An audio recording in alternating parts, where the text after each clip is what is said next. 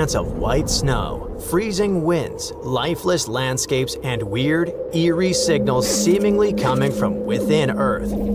These radio pulses occur in Antarctica, and no one can figure out what they are and where they're coming from.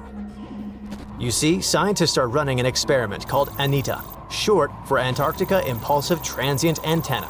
Basically, it's a bunch of detectors strapped to giant balloons and floating way up above the South Pole.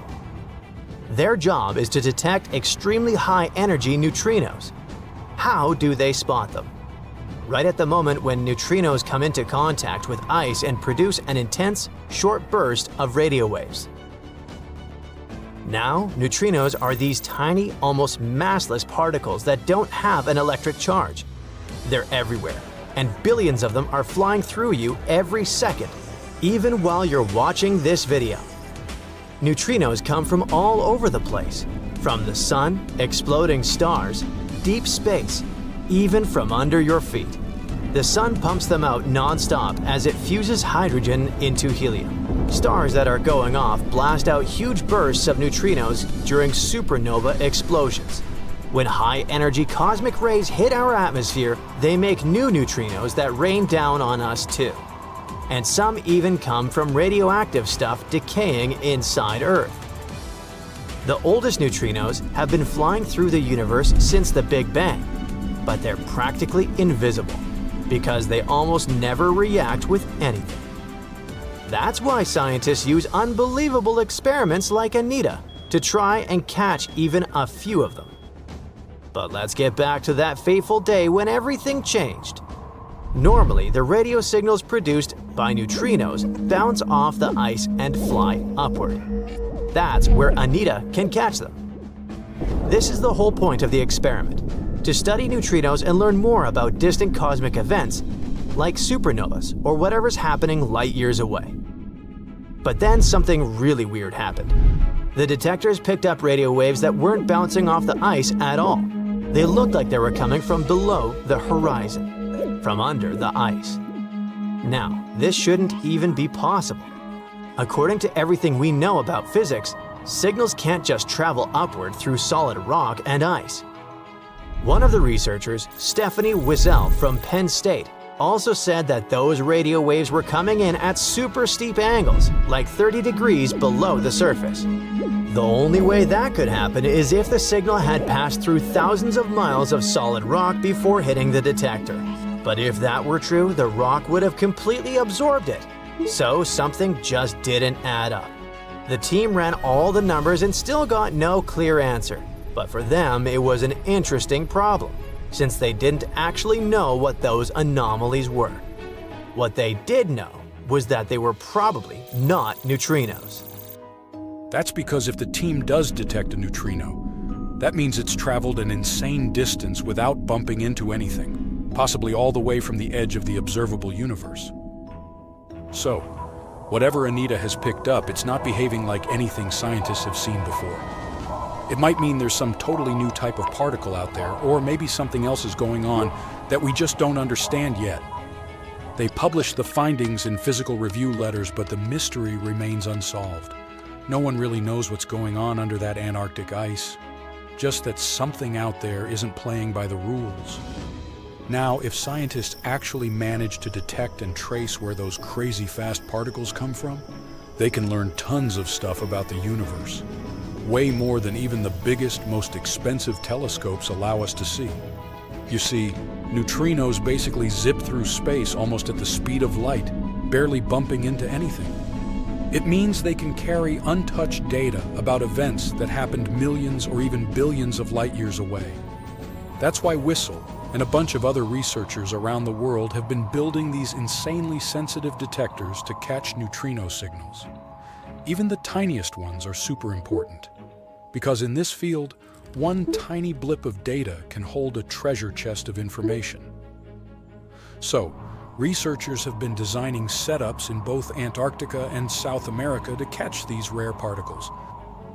ANITA is one of those detectors, and Antarctica's the perfect spot for it. There's hardly any radio noise, there are no cities, no traffic, and no random interference.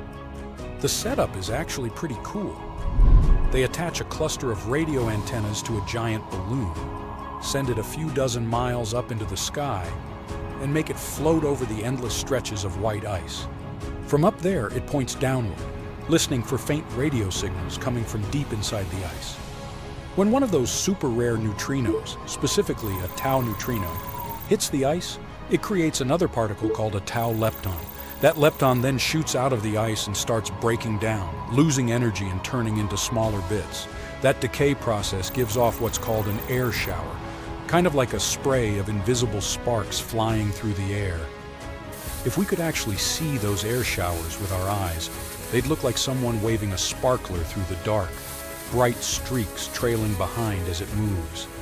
Studying the direction and pattern of these signals, the ones from the ice showers, and the ones in the air showers, scientists can figure out where the original particle came from. Usually it's super precise, kind of like bouncing a ball off the ground. You can predict where it'll go.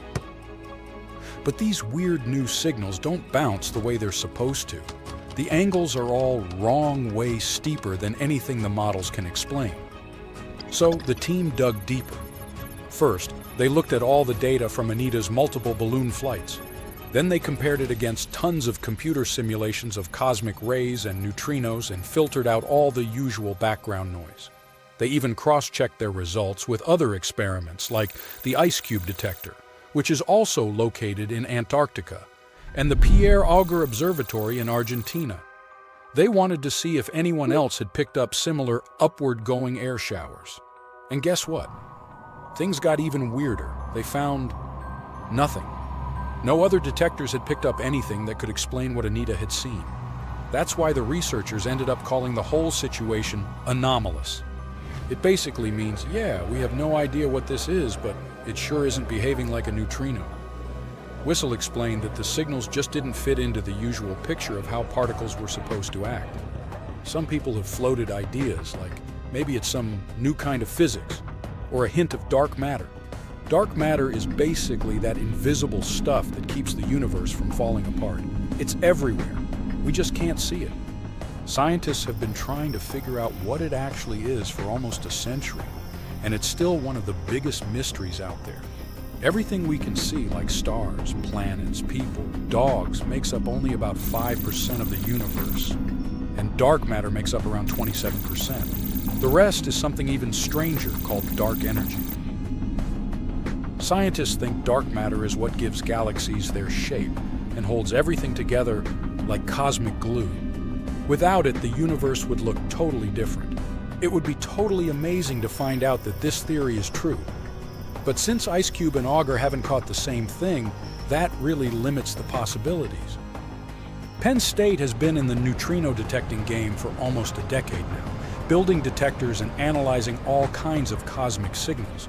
And the team is already working on their next big project, a brand new detector called Puel. It's going to be bigger, more sensitive, and way better at spotting those elusive neutrino signals. For now, this remains just one of those long-running cosmic mysteries that keep scientists awake at night. But the team is optimistic. When Pueo goes up, it'll have better sensors, which means if there really are more of these anomalies out there, this time they'll catch them. And maybe then we'll finally figure out what's behind them. In 2020, strange signals from deep beneath Antarctica sent shockwaves through the news. Within days, headlines exploded.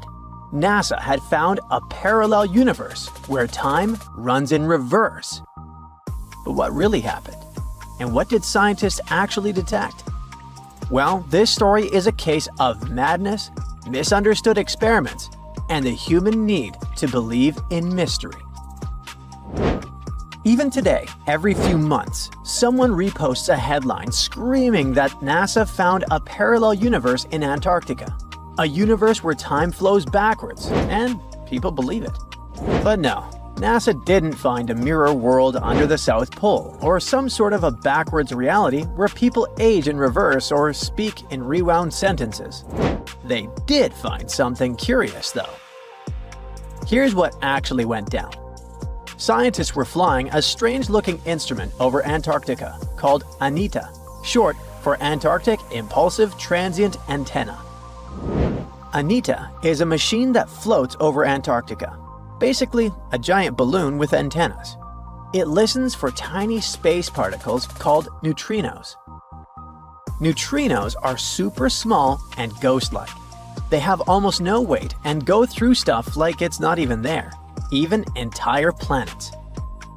Usually, these neutrinos come from space and rain on Earth from above. Most neutrinos, the common low-energy ones, just fly right through the Earth like it's air. They're like tiny bugs flying through a chain-link fence. There are some very high-energy neutrinos, though. They're super rare and they interact a bit more often with matter, and they can get blocked. If high-energy neutrinos hit something dense enough, like the rock and metal inside Earth, they might finally bump into a particle and get absorbed. That's more like fast tennis balls that hit the fence once in a while. Low-energy neutrinos, which are everywhere and pretty harmless, are pretty undetectable. But these high-energy guys are exactly what ANITA can detect. When they slam into ice, they send some radio waves that are easy to listen to. This faint radio signal is called the Askaryan effect. And yep, that's exactly why ANITA is flying over Antarctica. That's because the ice is pure, dry, and quiet. It's perfect for catching those rare signals. So, what did ANITA detect?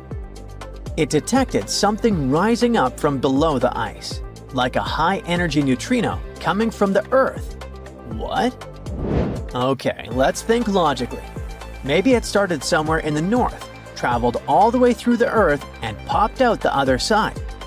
Still, that's super weird. That's not supposed to happen. Neutrinos with that much energy should have been stopped inside the planet. Like we said, get absorbed.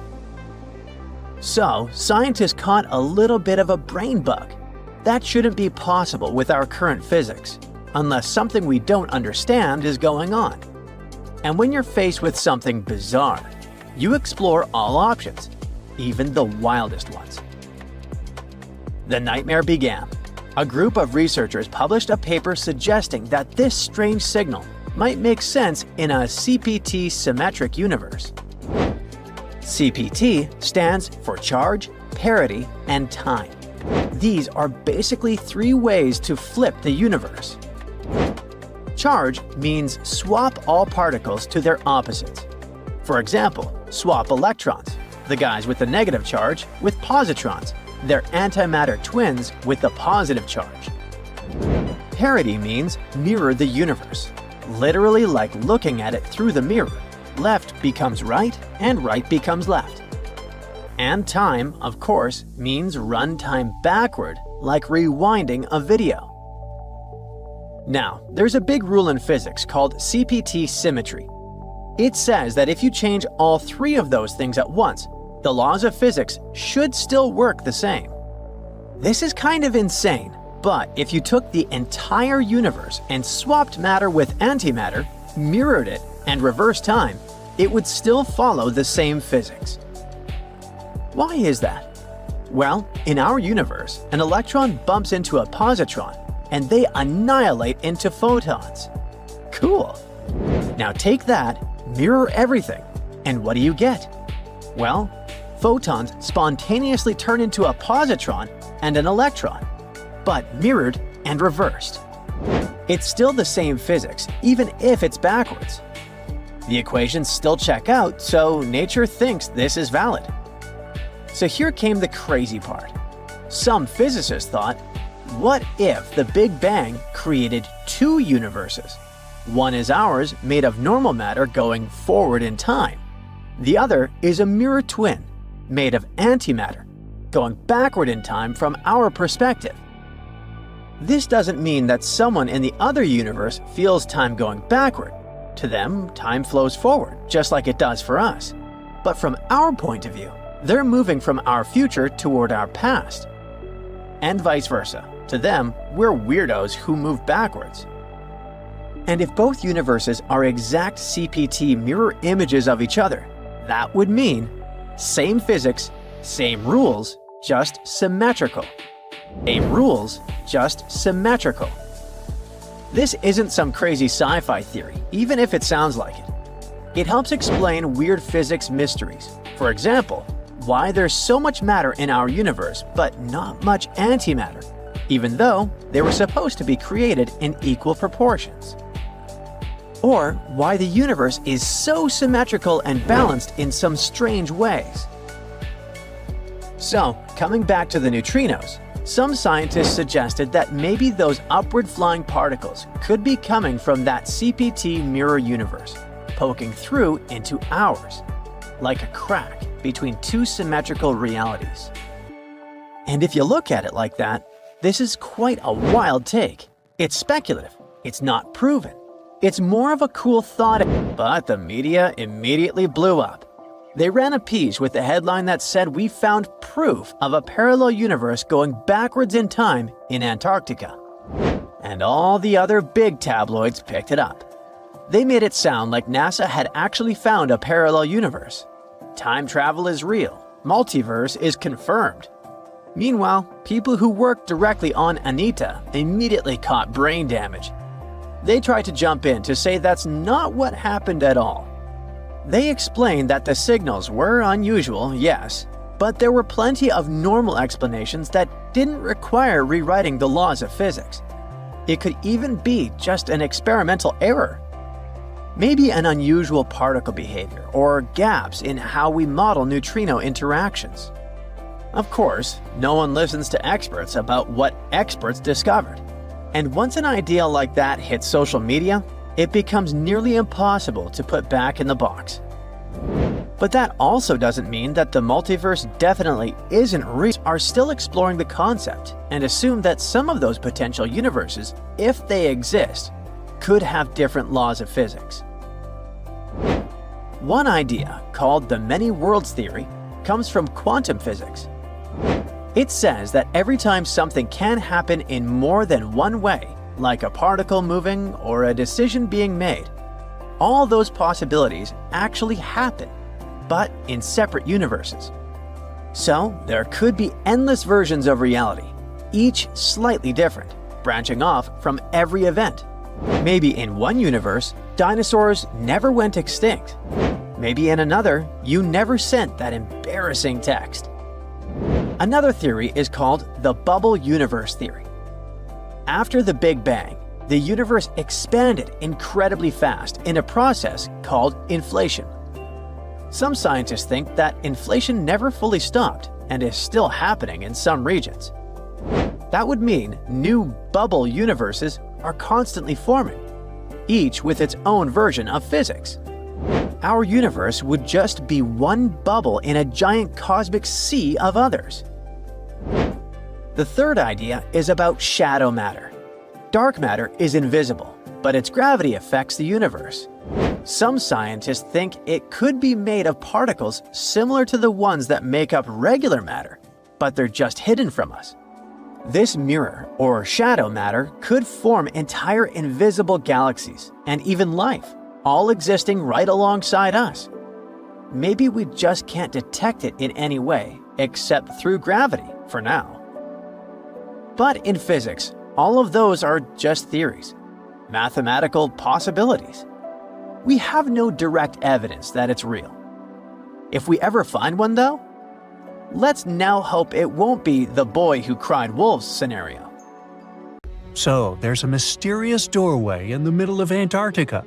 Some people think it's Bigfoot's vacation home, or a shuttlecraft from Star Trek, or maybe a door to Agartha, a mythical kingdom some people believe is located in the center of the Earth. Well, the scientists debunked all these poetic theories and explained that what looks like a mysterious doorway is located in an area of fast sea ice.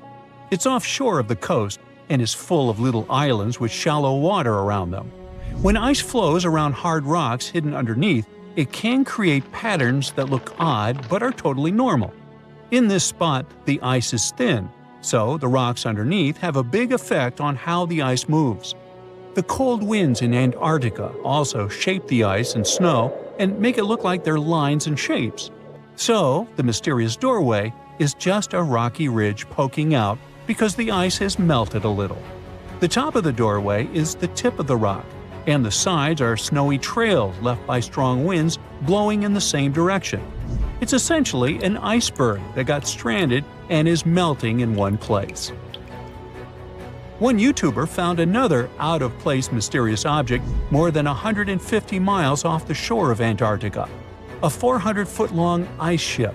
The internet went wild with theories like that the ship must have ended up there right from the Bermuda Triangle. But there was no scientific proof that it was a ship and not just a large chunk of ice.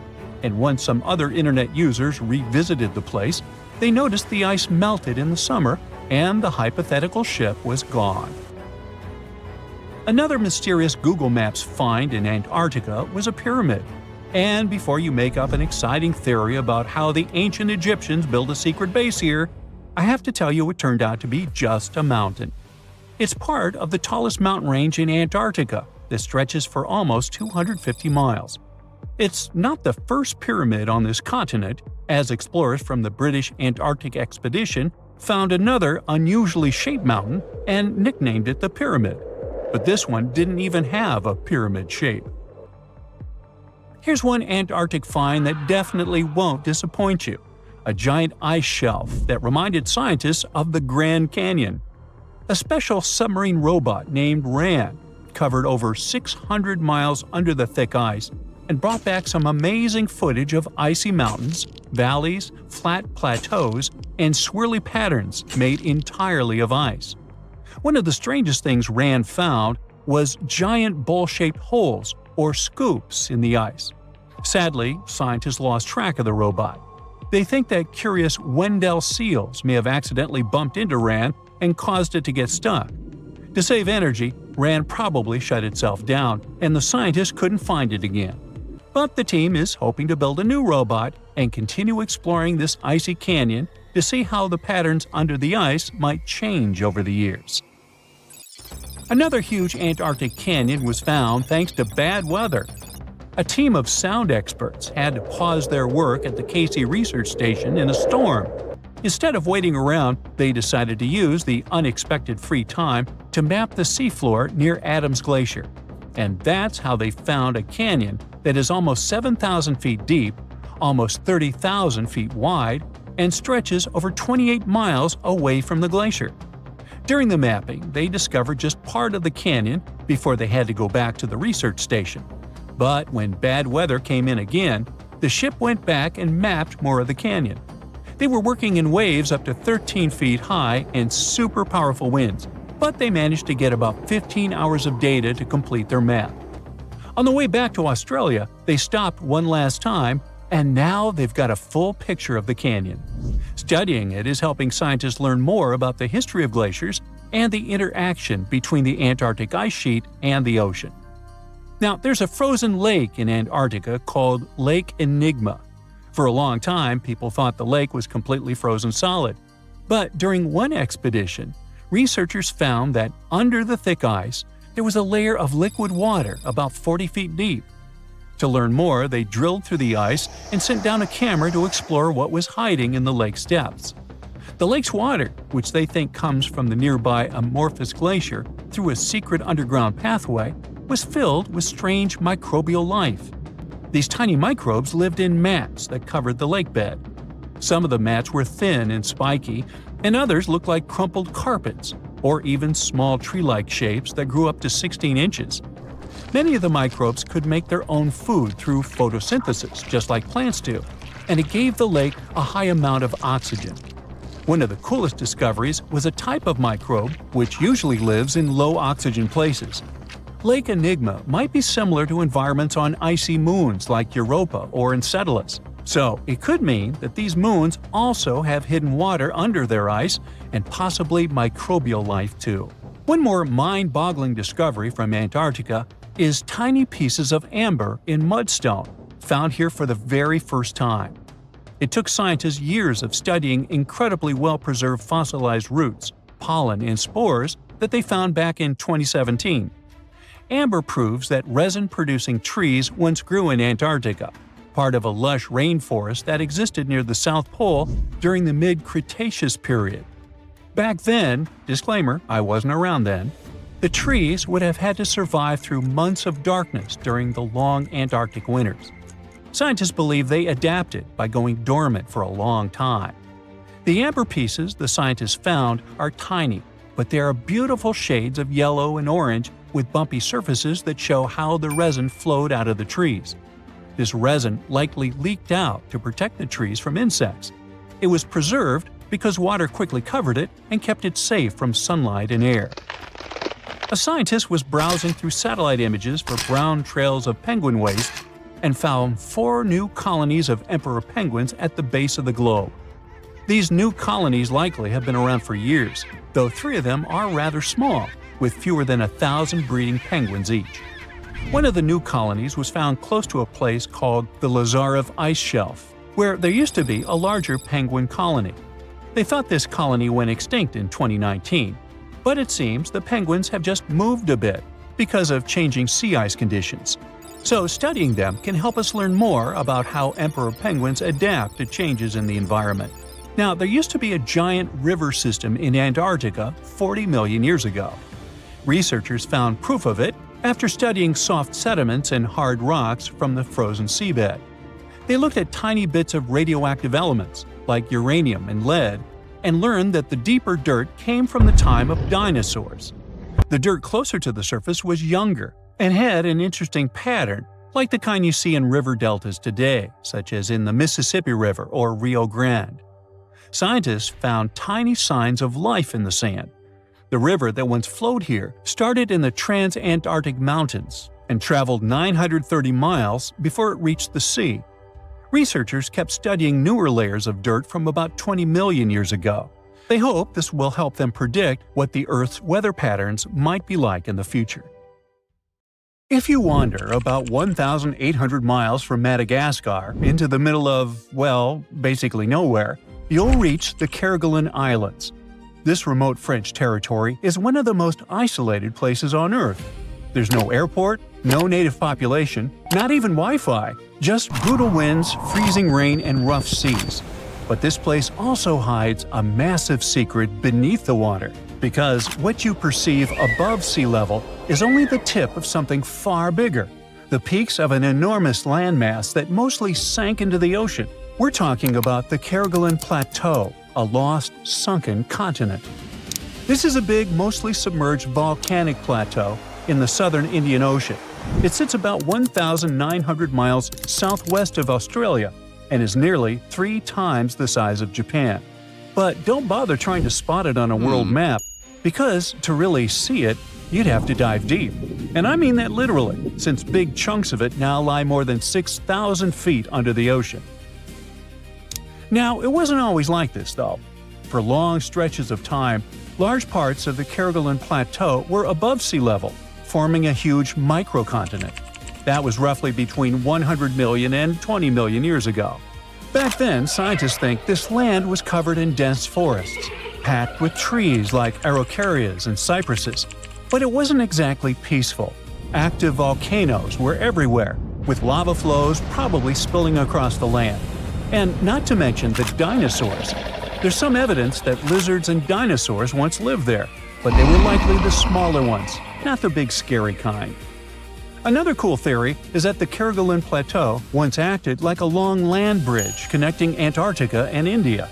People believe that for a long time, but more recent research suggests it's probably not true. Even back then, there were still huge stretches of open water separating these landmasses. But anyway, today the trees are gone, and those ancient volcanoes are quiet, hidden underwater. So, you might be wondering, how did this whole chunk of continent sink and basically disappear? Well, we'll get to that in a second.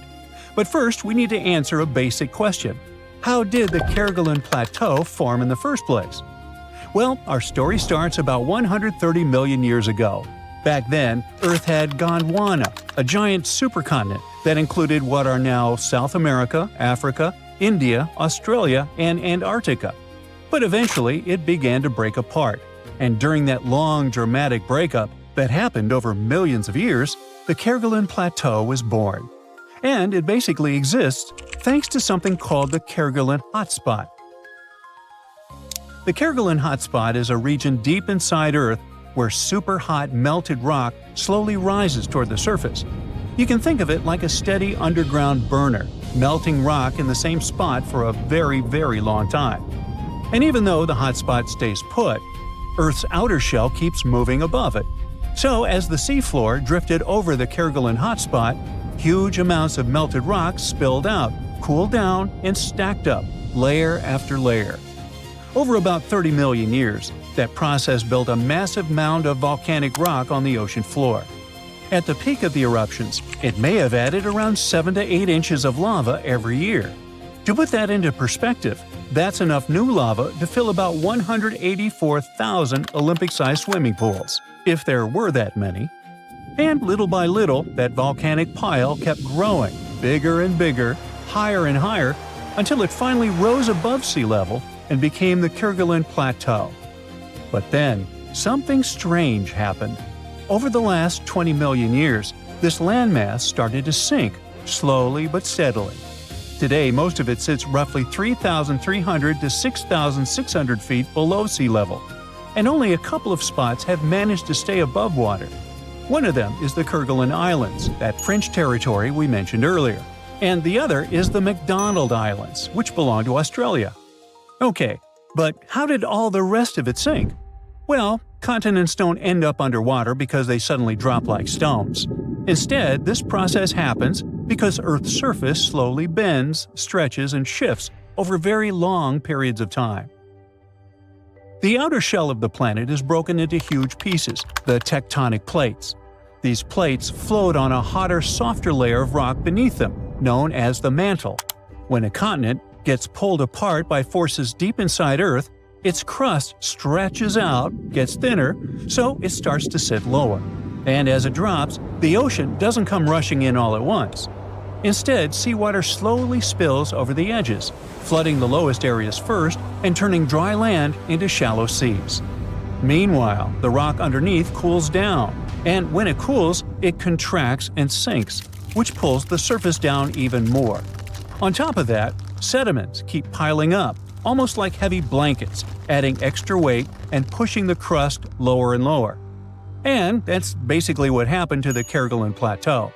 Parts of it once rose above sea level and even had forest, but the sheer weight of all that basalt, along with shifting tectonic plates, gradually pushed it back down into the deep ocean. In the end, only the highest volcanic peaks stayed above water, and those are the islands we see today. Now, here's a big question. If most of it is underwater, can we still call it a continent? Well, in a way, yeah. In fact, scientists have described it as a microcontinent since the 1970s. And that's because what really separates continents from ocean basins isn't whether they're above water, it's the type of crust underneath. Earth basically has two main kinds of crust, rising and deep dish. Wait a minute, that's pizza crust. Oops. The Earth's crust comes in either continental or oceanic. Continents are made of continental crust. It's thicker, lighter, and usually much older, so it tends to sit higher and form land. It's also more granite-like in composition, formed from magma that cools slowly deep underground before it hardens. Then there's oceanic crust. That's what the ocean floor is made of. It's thinner, heavier, and much younger, so it sits lower and stays underwater. And it's mostly made of basalt, formed when rock in the Earth's mantle melts and rises up. Now here's where the Kerguelen Plateau gets really interesting. Even though the whole region is basically underwater, it isn't just normal ocean floor. And even though it's built from huge amounts of basalt, it doesn't behave like typical oceanic crust. Since this basalt was piled up over millions of years, the crust there became much thicker than normal oceanic crust. It also contains fragments of continental crust from the breakup of Gondwana. So that's basically why we consider it a continent. But you're not going to see the Kerguelen Plateau listed as one of Earth's main continents, just like Europe or Africa. And honestly, that's mostly because it would be a headache. A lot of people don't realize this, but the way we label continents is based more on convention than on one strict scientific rule. Because if we started teaching that the Kerguelen Plateau counts as a continent, we'd have to take a serious look at a bunch of other places too, like Zealandia, this almost completely submerged chunk of continental crust in Oceania. And it doesn't stop there. There's Beringia, Doggerland, Mauritia, Sahul, and Sunda, all regions that were once dry land or made of continental crust, but are now partly underwater. So, imagine if we started calling all of them continents. Earth would go from having 7 continents to what, 10, 12, more? It would get confusing fast. That's why the Kerguelen Plateau is usually described as a microcontinent or a sunken continent, not like a full continent, and certainly never an incontinent. That doesn't make it any less interesting, though. These days, the area is still volcanically active. The eruption rate dropped a lot over time and has stayed relatively low ever since, but the system is still going. And that's already pretty wild, because activity like this usually only lasts 1 to 5 million years. So, in a way, the Kerguelen Plateau behaves like one of Earth's longest-running supervolcano systems. And it's still not done. This sleek, state-of-the-art submarine named Ran was sent to explore the depths of Antarctica. But as soon as it discovered something, it mysteriously disappeared. So, what happened? It all started when scientists wanted to explore one of the most remote and mysterious places on Earth, the Dotson Ice Shelf in West Antarctica. This ice shelf, silent giant, stretches 30 miles wide. That's almost the length of New York City. It stands between 2 icy promontories, the Martin and Bear Peninsulas, and it hides an entire world of geological mysteries. If you think that Antarctica is nothing but a desert of super thick snow and ice, you're wrong. There are entire landscapes hidden deep down there. The underside of the Dotson Ice Shelf is a rugged, dynamic terrain shaped by the slow, relentless forces of nature. There are towering ice formations, deep troughs, and bizarre structures stretching for hundreds of feet. Scientists are super curious about it, but as you can imagine, this landscape isn't easy to explore at all. To find out more, we have to scan the area with satellites or try drilling through the snow, trying to collect the big picture, piece by piece. But these methods only gave us vague hints. The real breakthrough happened when scientists came up with the idea to let the submarines explore it. Autonomous submersibles could swoop deep into the icy waters beneath the Dotson Ice Shelf and tell us what's up down there. These robotic explorers have fantastic advanced sonar systems. It's that thing that bats or dolphins do. They can use sound to see the world. Basically, they send out sound waves underwater, and when those waves hit something like the ice shelf above or the seafloor below, they bounce back to the system. Animals feel how long it took for the sound waves to return and how they changed. And this helped them understand what's located where. For example, clicks that dolphins send out tell them where the fish are. We copied this crazy evolutionary trick and adapted it to our underwater exploration. Only our version is much cooler, with a higher level of precision, so we created detailed maps of the environment. The Rand submarine was one of those robotic explorers. It was named after the Norse deity of the sea. Ran had been meticulously programmed to navigate a treacherous landscape of Antarctica. But even with all this training, its journey led to an unexpected and eerie end. In 2019, Ran was sent to explore the depths beneath the Dotson Ice Shelf. It was a hero, the first one to go on a mission like this. The team said it was like seeing the other side of the moon. For 27 straight days, it worked tirelessly. It traveled over 620 miles beneath the thick ice. That's like a journey from Paris to Berlin. Ran went further and deeper than anyone could have imagined. At one point, it reached over 10 miles into the glacier's belly, and what it discovered down there was astonishing. Scientists thought there would be some smooth, uniform ice surfaces, but Ran revealed an underside marked by huge cracks, ridges. There were formations that looked like sand dunes, frozen in time. And finally, it found some mysterious swirling and teardrop-shaped patterns. They all looked more like art than geology. This actually tells the story of ice shelves and the ocean around it. Warm water sneaks in under the ice and melts it from below. Sometimes it smooths the ice out, but other times it carves out these weird, uneven shapes that look like patterns and drawings. And some of these shapes are huge, over 1,300 feet long. That's about 3.5 football fields. The reason why they look like swirling doodles is because the Earth spins. It makes the water turn in special ways, bending the shapes and drawing these spirals. It's called the Coriolis effect. Imagine you were on a merry-go-round and tried to throw something like a ball. It would go in a curve, not a straight line. Same thing happens with the water on Earth. Later, scientists found similar patterns in other Antarctic ice shelves, though they weren't as epic as the ones under Dodson. But Ran also discovered something horrifying. Turns out that these warm waters, aside from being great artists, are also a huge danger. The Dodson ice shelf isn't just hanging out serenely on the sea.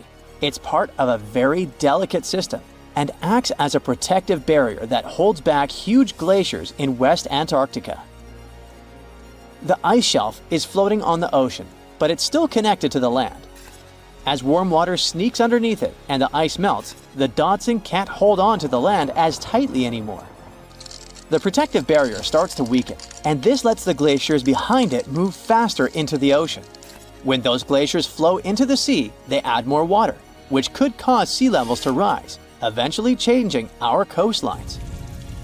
Rand stumbled upon huge pockets where the ice was melting at alarming rates, all due to powerful underwater currents. It was like seeing a ticking clock on the glacier. The stakes were high, but luckily the submarine was ready. This time, it managed to return. And then, it worked for 5 more years, helping scientists with tons of useful data. The missions were daunting. There could be periods where Rand slipped into the pitch-black cavity beneath the glaciers, spending 24 hours without communication. But it was mapping every peak and every valley. It gained experience from over 40 missions below ice. Then, in early 2024, Rand went on a mission to the Thwaites Glacier. The mission was bold from the start. This place is also ominously referred to as the Doomsday Glacier. It's called that because it's slowly melting and has the potential to raise sea levels worldwide if it collapses, causing catastrophes everywhere. That's why Rand was dispatched to explore its underbelly, a place that had never been mapped so intricately before. The idea was to uncover the glacier's secrets, study how rapidly it was melting and why. This was Rand's second time exploring Thwaites. During the previous visit, it became the first sub to ever map the glacier's underside. Rand was exploring the depths from 650 feet to 1,650 feet. It sent a lot of data about how the Doomsday Glacier was slowly melting due to warm ocean currents. But while venturing into these icy depths, something went wrong. Out of nowhere, Rand vanished. Without warning, without a trace. One moment it was sending back crucial data, and the next it had slipped into the abyss. No distress signals, no final transmission, and it didn't return to the point it was supposed to. People sent extensive searches, helicopters soared overhead, drones buzzed through the frozen skies, but no sign of the submersible emerged from the glacier's grasp. After a while, Rand's batteries would certainly run away. So at this point, it had definitely been swallowed by the abyss beneath 1,500 feet of ice. That was a huge and sad loss for the scientific team. The scientists at the University of Gothenburg are now looking to replace Rand and continue their important research under Thwaites. To this day, scientists have no idea what happened to it. Some say it may have been trapped in the ice. Others believe it was pulled away by an unseen current. It also might have collided with something unexpected. Whatever the truth is, its disappearance has left scientists stunned, and it looks like the ice shelf will hold on to its secrets a little longer. At least we gained a treasure trove of knowledge from Rand's journey. Scientists keep exploring Antarctica, looking for history that hides under the snow. For example, they discovered that around 90 million years ago, a lush temperate rainforest thrived near the South Pole. They revealed an ancient world far warmer than they ever imagined. Deep in Antarctica, they unearthed fossilized roots, pollen and spores preserved in the soil. All this shows that there was a swampy rainforest that flourished despite months of polar darkness. All these discoveries changed our understanding of Earth's climate, both in the past and the future. Egypt has ruled as the owner of the world's oldest pyramid, until now. A newly discovered structure in Indonesia may predate Egypt by thousands of years. If this is true, it rewrites history. The world's first pyramid was born during the last ice age, and it's now located in the middle of the jungle. At first glance, Gunung Padang does not exactly scream pyramid. It looks more like a big mound with scattered stones tossed all over it. But recent excavations have revealed that far beneath the surface, there are stone structures buried in multiple layers, deeper and much older than anyone expected. We're talking possibly 27,000 years old. This is serious if we're talking about humankind's history. Today, the oldest known ancient society with this kind of building knowledge is probably 11,000 years old and used to occupy the region of modern-day Turkey. We've talked about Göbekli Tepe in some of our previous videos. Gunung Padang has got the scientific community divided and raising big, life-changing questions. You see, the site of Gunung Padang has long been considered sacred by the locals. Many even call it the Mountain of Enlightenment and still use the site to perform mystical ceremonies. Westerners had no clue this place existed until the late 1800s. That's when a Dutch explorer heard whispers about a strange mountain and went to see it for himself. Just 4 hours south of Jakarta, he found something wild. Stacked terraces connected by rough stone steps, massive flat stones covering the ground, and towering pillars everywhere. To him, it looked like an ancient ceremonial site, maybe even a burial ground. For almost 100 years, mainstream archaeologists simply ignored Gunung Padang. The story resurfaced when a group of farmers brought attention back to the mountain in 1979. By the 80s, researchers finally started digging and found pottery fragments dating back to somewhere between 45 BCE to 22 CE. But here's where this story gets interesting. Some studies suggest the deepest layers of Gunung Padang are between 16 to 27,000 years old. That means this pyramid could have been built during the last ice age. And if that's true, it's older than Egypt's famous pyramids, the ones we thought were the world's first. This whole theory comes from geologist Danny Hillman.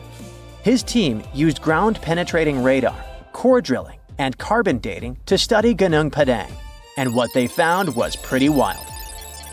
According to Hillman, this place is like a giant ancient layer cake, built in stages over thousands of years.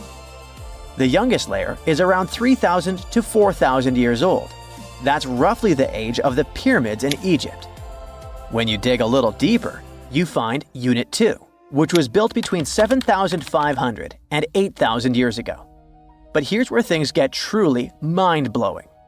Hillman claims the deepest layer, Unit 3, could be as old as 27,000 years old. His study suggests that Gunung Padang isn't just a hill. It's a stepped pyramid, complete with chambers and hollow spaces hidden underground. Although there's not much info about these chambers. The geologist does admit his theory sounds crazy, but he says it's all real and legitimate data. Hey, this is just one theory. Those who disagree with Hillman say Gunung Padang was not man-made. It was nature-made. Maybe not the upper parts, which Hillman calls Unit 1. The lowest units, which are the units that could change our collective history, are the problem. To understand what the fuss is about, we need to look at the soil. The area that Gunung Padang was built on is filled with volcanoes, which means it sits on top of volcanic soil. Hillman's team drilled into the mound and found something odd. Younger soil wedged between much older rock layers. To them, this was a clear sign that the stones were stacked, not naturally formed. After all, in nature, younger soil doesn't just sink beneath ancient rock. That would be like discovering fresh ink beneath the pages of an ancient manuscript. You know, something doesn't add up unless someone put it there on purpose. However, skeptics such as volcanologist Zoutkinel Braunthal argue that Gunung Padang is not a human-made pyramid, but rather the remains of an ancient volcano. He believes the mixed layers of young soil and old rock are the result of natural erosion and geological processes, not human construction. Volcanic activity can create unusual formations over time, and without clear signs of tools, carvings, or human remains, many experts remain unconvinced. The mystery boils down to this paradox. Are we looking at the ruins of a lost civilization, or are we simply misinterpreting the work of nature? Most archaeologists say that to prove an ancient civilization existed, you first need signs of culture, art, tools, structures, something man-made. That's exactly why archaeologist Dibble, one of Hillman's biggest critics, isn't buying the pyramid theory. He argues that without solid proof of human activity, all we really know is that the soil in the mound is 27,000 years old, and that alone doesn't mean people were building pyramids back then. But here's the thing. The more we dig into ancient history, the more we find that our ancestors were capable of things we never imagined. The idea of advanced civilizations existing during the Ice Age seems far-fetched to many archaeologists. After all, who could have the technology and knowledge to build massive structures like pyramids in such a harsh environment? This is where some researchers, particularly Graham Hancock, come in. Hancock is known for his controversial theories that say that advanced civilizations may have existed during the Ice Age. The last Ice Age lasted from about 2.5 million years ago to roughly 11,700 years ago. During its peak, huge ice sheets covered large parts of North America, Europe, and Asia, making it a challenging time for human survival. Most archaeologists believe that humans during this period were mainly hunter-gatherers, moving from place to place in search of food and shelter. The idea that they had skills to build a massive pyramid-like structure is hard for many to accept. However, researchers like Graham Hancock argue that advanced Ice Age civilizations could have existed and been wiped out by cataclysmic events such as floods caused by melting glaciers. According to Hancock, these ancient cultures may have built monumental structures like pyramids. One of Hancock's most notable books, Fingerprints of the Gods, explores this theory in depth. He looks at evidence from ancient monuments, like Egypt's Great Pyramid of Giza and the megalithic structures in South America, and suggests that these could be the remnants of a forgotten civilization. Hancock's theories imply that knowledge and skills passed down from this ancient culture were eventually rediscovered and used by later civilizations, like the Egyptians and Mayans. If we apply this to Gunung Padang, the idea becomes even more fascinating. Could this ancient site in Indonesia be a remnant of a long-lost civilization that existed during the last Ice Age? We'll have to keep digging to figure this out. Either way, while scientists debate the origins of Gunung Padang, local myths offer a different explanation. One of the most famous local legends tells the story of King Siliwangi, a powerful ruler who wanted to build a grand palace in a single night. With supernatural strength, he began stacking enormous stones to create his masterpiece. But as the first light of dawn appeared, he realized he had failed to finish in time. Frustrated, he abandoned the project, leaving behind the massive rock formations that we see today.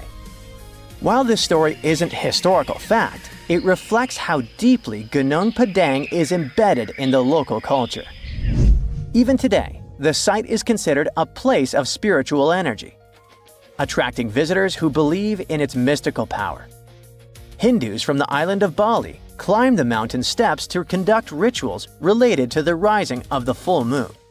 Followers of a variant of Indonesian martial art practice their discipline high on the mountain. As these sacred rituals continue, archaeology and geology keep trying to figure out if this really is the oldest man-made structure in the world.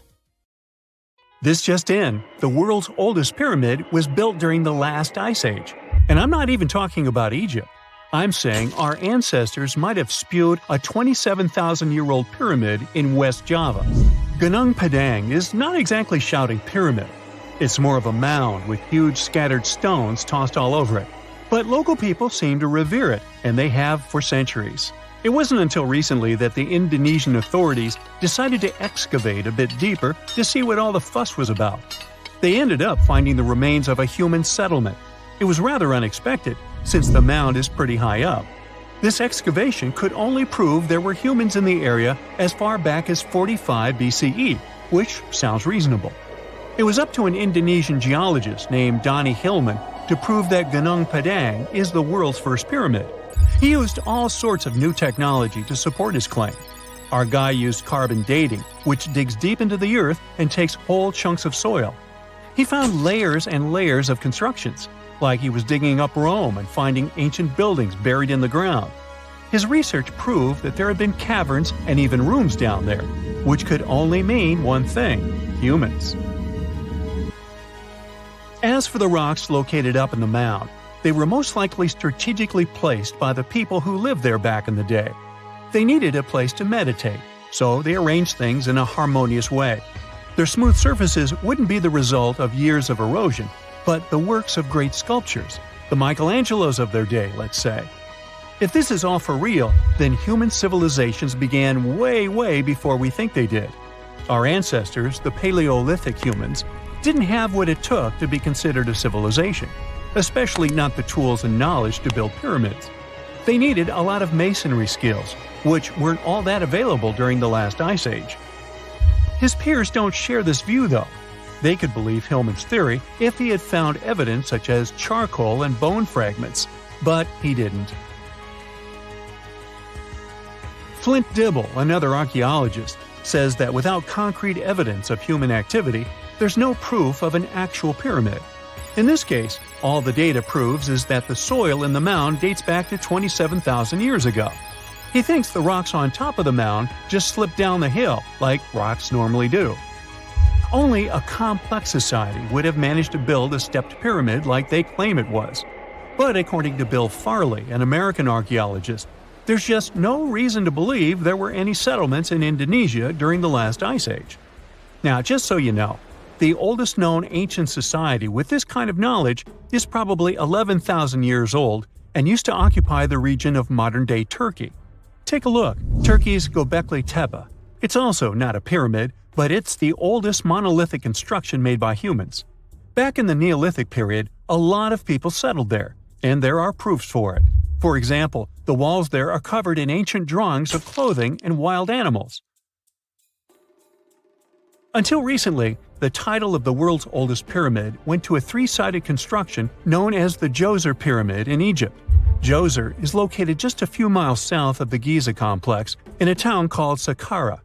It made its way to popular culture more than once. In the 18th century, it became a common feature in European paintings. Young men from the cultural elite did a grand tour around the world, and Saqqara was at the top of their list. It was also featured in the video game Assassin's Creed, with a digital representation way more accurate than many historical drawings of the thing. That was kind of a big deal in ancient Egypt, to build pyramids for kings to spend their afterlives. And if you thought the Khufu pyramid was the oldest one in the world, well, Djoser was built 70 years ahead of that time. The development of new technology has allowed archaeologists to make groundbreaking discoveries, and a new, or should I say ancient pyramid in South America might win the title in dispute. It turns out that pyramids were also pretty fashionable in the Americas in the old days. Among them are the iconic pyramids of Guatemala's Tikal temple complex, the same ones that appeared in Star Wars No. 4. But to find the oldest pyramid in the Americas, one would have to travel to Peru.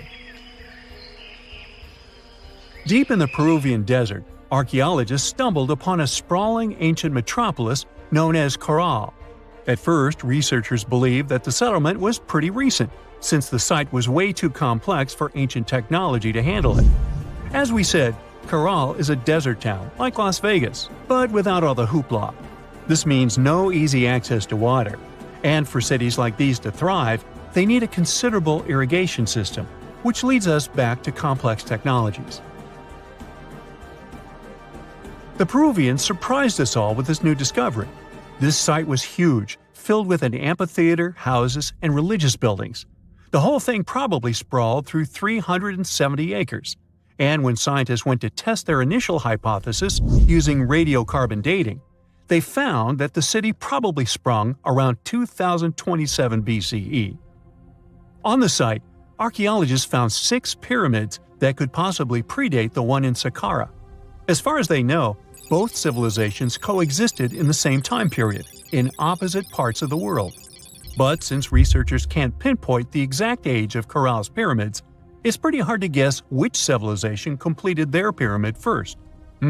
If only we had a crystal ball. Now, it just so happens that the shape of a pyramid is something that nature is able to produce all on its own, leaving us modern-day humans a bit confused. A classic example is the Japanese site of Yaonagani, which also goes by the name of Japan's Atlantis. The entire monument is about the size of 5 football fields and the height of a 5-story building. Explorers and scientists believe that Yaonagani dates back to 10,000 years ago. For Japan's top marine geologist, Professor Masaki Kimura, Yaonagani is the heritage of a lost civilization. Kimura has dived into exploring the ruins over 100 times over the past 10 years. To him, there are clear signs of human activity down there. Check out this triangular-shaped pool on the monument's surface. Kimura thinks it's actual proof of humans, because this triangle-shaped concave is a historical symbol of water fountains in the region. As it happens with a lot of these cases, not all scientists are convinced the same. For many, Yaonagani is probably the result of thousands of years of erosion, and the fact that the monument is composed of one massive rock leads them to believe it is not really human-made. Sure, these huge basalt columns may look like the ruins of a palace, but they're most likely the result of the intense volcanic activity in the region. And speaking of natural formations that really look like a human made it, a pyramid on Mars has been a hot topic lately. Humans have been keenly trying to prove that there is life on Mars for quite some time. But some are stretching it really far, saying that little green or gray people built a pyramid on the planet to try and build their own civilization. This picture was taken over a decade ago by the Mars Reconnaissance Orbiter, the MRO, but it started to resurface recently. It shows what looks like a 3-sided pyramid. Some people claim that the smooth side of the pyramid could only be the effect of otherworldly work. Then science comes along and explains that Mars is home to one of the deepest canyon systems in the whole solar system. The so-called pyramid is located in what is known as the Kandor-Chasma region. This Martian region has a bunch of similar formations that are nothing more than the result of erosion. Nothing supernatural going on there, apparently. Hobbits might actually exist in real life, but these tiny people don't live in cozy, round homes built into hills like in The Lord of the Rings. They're probably on an isolated island in Indonesia, climbing mountains and hiding in dense forests. Hold up, are they even human? Well, the place we're talking about is the island of Flores, a paradise-like spot in the Indian Ocean. Today, it's famous for being home to the Komodo dragon, the largest lizard in the world. But in the past, it was also home to a very small human species, known as Homo floresiensis. In 2003, experts excavated a cave called Leong Bois and found over 100 fossils of this species. This discovery was huge because it completely challenged our understanding of human history. I mean, previously, most experts thought that Homo sapiens, aka our species, were the only ones that had managed to travel beyond the Southeast Asian mainland towards New Guinea and Australia. But if that's true, how did these ancestors get to Flores Island? Before you answer by boat, let me just say that it's very unlikely that an ancient human species could have created vessels strong and big enough to cross the ocean. Maybe they swam there or even teleported. Jokes aside, the truth is we still don't know exactly how or when Homo floresiensis ended up over there. A recent study suggests they might have descended from Homo erectus, one of the first human-like species we know of. According to this theory, they probably traveled 450 miles east from an island called Java. and made it to Flores about 1 million years ago. Once living isolated in Flores, their bodies shrank over the years and they ended up becoming really short. But that's just one theory, and there isn't much solid evidence to back it up yet. What we can say for sure is that they were really short compared to modern humans. At first, we thought they'd be about 3 feet 6 inches tall. But that changed in 2016 when experts found new fossils, including a tiny arm bone and some teeth that showed they were even smaller, about 2.4 inches shorter to be exact. These hobbits also had a very small skull and a tiny brain, about 1/3 the size of ours. They had wide hips and shoulders, short legs, and big, flat feet. Overall, their bones were so small that at first, experts thought they might belong to kids. But nope. Since they had wisdom teeth, it was clear they were definitely dealing with adult skeletons. Very small adults, though. Because of their tiny and curious appearance, the media started calling this ancient species the real-life Hobbit, just like the characters created by J.R.R. Tolkien. You know, Lord of the Rings. Frodo Baggins?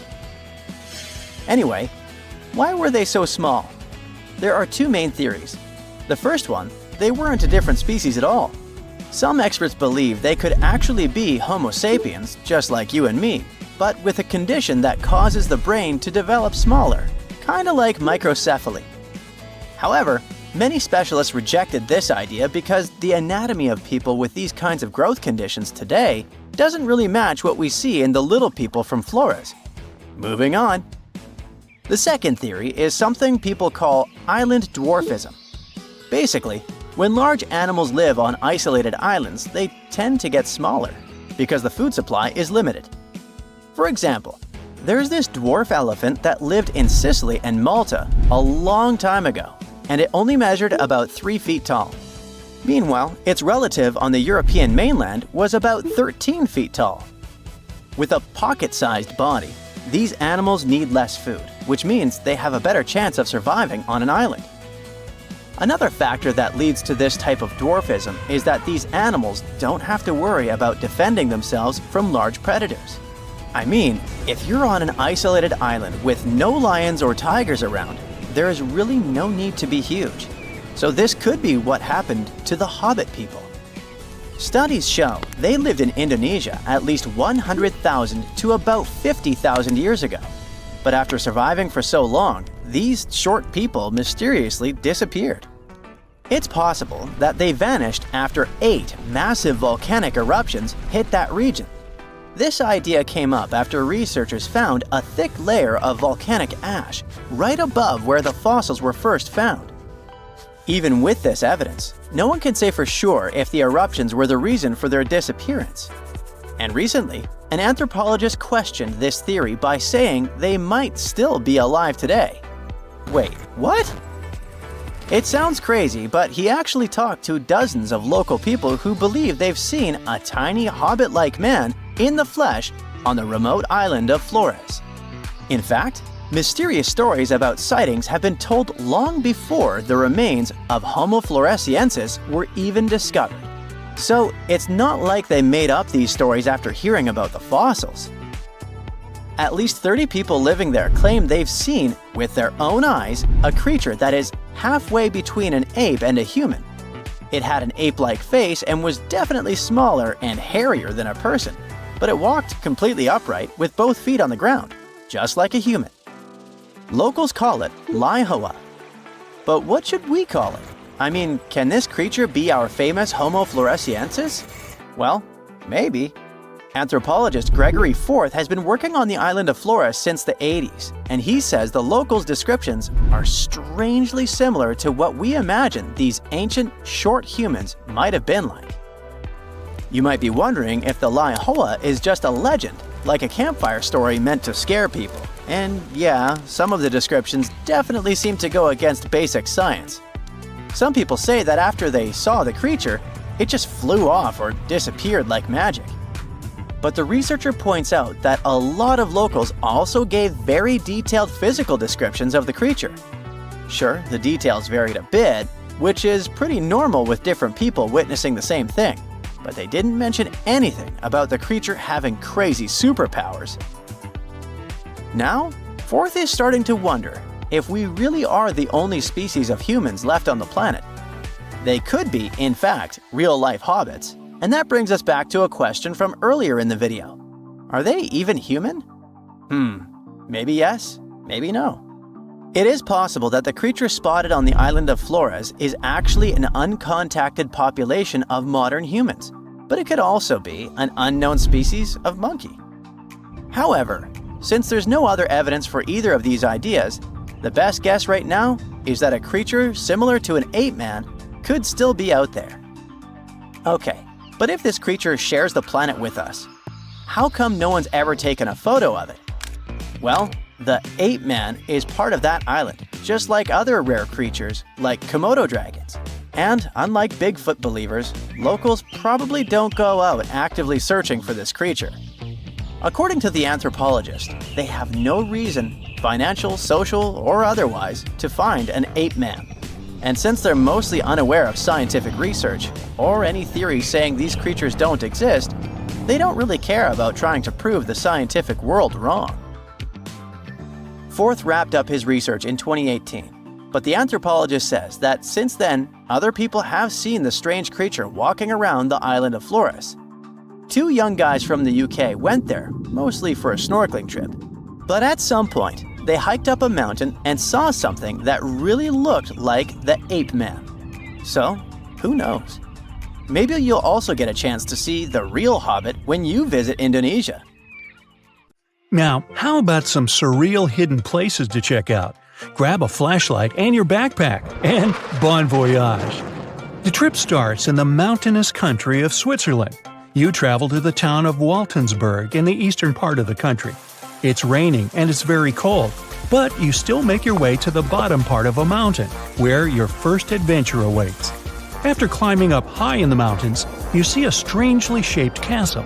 To get there, you must walk up an extremely narrow pathway. Don't look down, you think to yourself. You tighten the straps of your backpack and manage to walk along the pass. Standing at the door of the castle, you really can't believe what you see. A 13th century fortress built entirely of stone. Today, all that is left of Krafenstein Castle is mainly its ruins, but their condition is good enough to get an idea of what the place looked like back in its glory days. You take your time to explore the castle inside, but honestly, this place gives you the chills and you're ready to move on. The next place on the list is Turkey. A plane and then a car ride later, you arrive in the city of Çorum in the northern part of the country. On the outskirts of Çorum, you find a valley filled with old, overgrown mountains and see the beginning of the trail you're about to hike. The way is extremely steep, but it leads to a secret door carved in the mountain. Congratulations! You've just arrived at Kapilikaya. The huge door is a massive arched stone that blocks the entrance to a hidden building. Experts think it has existed since the 2nd century BCE. Unfortunately, the huge door won't open, so what's hidden inside is a mystery today. It's guessed that there is a room inside. Some locals say there's a treasure hidden there too, but until today, no one has managed to enter the place to check. Okay, it's time to get moving before night falls. Next, you get the unique opportunity to travel to Ethiopia. Wandering around the city of Lalibela, you stumble upon a huge pit carved in the ground. You approach it carefully, and soon enough, you see a magnificent terracotta building. So richly detailed, it leaves you mesmerized. But that's not all. There are 10 other pits just like this one, hiding King Lalibela's 12th century buildings. All 11 constructions are different from one another, yet share a similar recognizable style. They were hand-carved over the span of 24 years, only with the help of chisels, which is unbelievable given that these buildings are up to 50 feet high. That's about as tall as 5 African elephants stacked on top of each other, if you could do that. This unconventional way of construction made them entirely monolithic, meaning they were carved out of just one gigantic piece of rock. Pretty impressive, huh? Once you leave Ethiopia, you grab a flight to southern Italy, right there on the tip of the boot. No hiking is needed here. Whew! Your friend takes you to a site called Sassi di Matera. It's a Paleolithic city carved in the slope of a steep hill. You might feel like you've traveled in time here, as local stone houses and ancient buildings are unlike anything you've ever seen before. The site, also known as De Sassi, is suspected to be one of the first human settlements in Italy, dating back to over 9,000 years ago. Wandering around the town, you might get invited inside one of the cave-like houses. Oh, and as weird as it may sound, some of the streets run on top of people's homes. Talk about Paleolithic urban planning. You're probably becoming an expert on rock-cut architecture by now, but there are still a few sites left on your list. Next off, you head to Slovenia to visit the world's largest cave castle. This medieval castle was built on top of a 400-foot-high cliff and was designed to be impenetrable. Luckily for you, security is much more relaxed today. Still, if you're looking for a more challenging and less touristy way inside, you can get into the castle through one of its many underground tunnels. They were built over 800 years ago for the owner of the castle. He needed secret passageways to sneak supplies. Today, Pajama Castle is both enchanting and mysterious. I'd say it depends on whether it's a warm sunny day or a cold stormy night. After this medieval experience, you head on to visit Petra, a magnificent Jordanian monument found in the middle of the desert. To get around here, you'll need a large supply of water and sunscreen because it's going to get hot. But this site is worth it. The city of Petra is a marvel of the ancient world. Back in the 4th century BCE, this region was a trading hub at the crossroads of commercial routes. Petra was a wealthy city, home to the Nabateans, an Arab Bedouin tribe that thrived in the region for many years. The rock-carved gate-like structure Petra is famous for is called the Pharaoh's Treasure.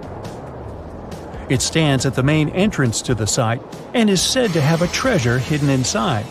You might feel tempted to check it out for yourself, but that's an adventure for another trip. For now, you hop on another plane ride, this time to the Americas. First, you visit the USA, more specifically, the mountainous state of Colorado. You make your way to Mesa Verde National Park. There, in between the greenery and abundant vegetation, you'll find over 600 dwellings built in the cave beneath the cliff, carved deep into the mountainside. This ancient village is now considered a heritage site. The local Puebloan tribe built it back in the 1190s. One of its main buildings is called the Cliff Palace. It's a multi-story construction built from sandstone and mud mortar. The palace alone housed over 150 rooms. If you're feeling sporty, you might want to visit the Balcony House.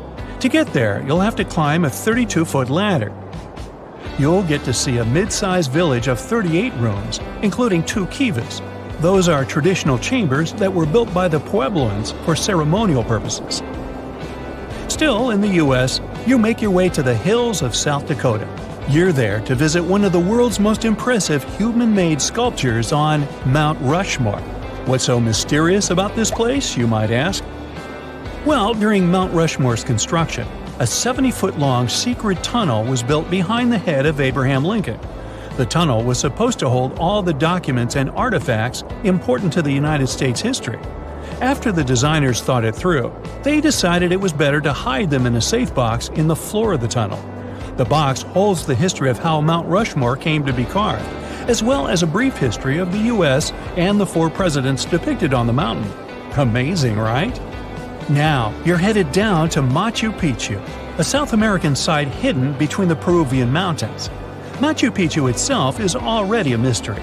Researchers still don't know why or even how the ancient Incan civilization managed to engineer the stone-built citadel all the way back in 1450 CE. To get there, you must endure a 3-day hike, reaching the impressive altitude of 8,000 feet above sea level.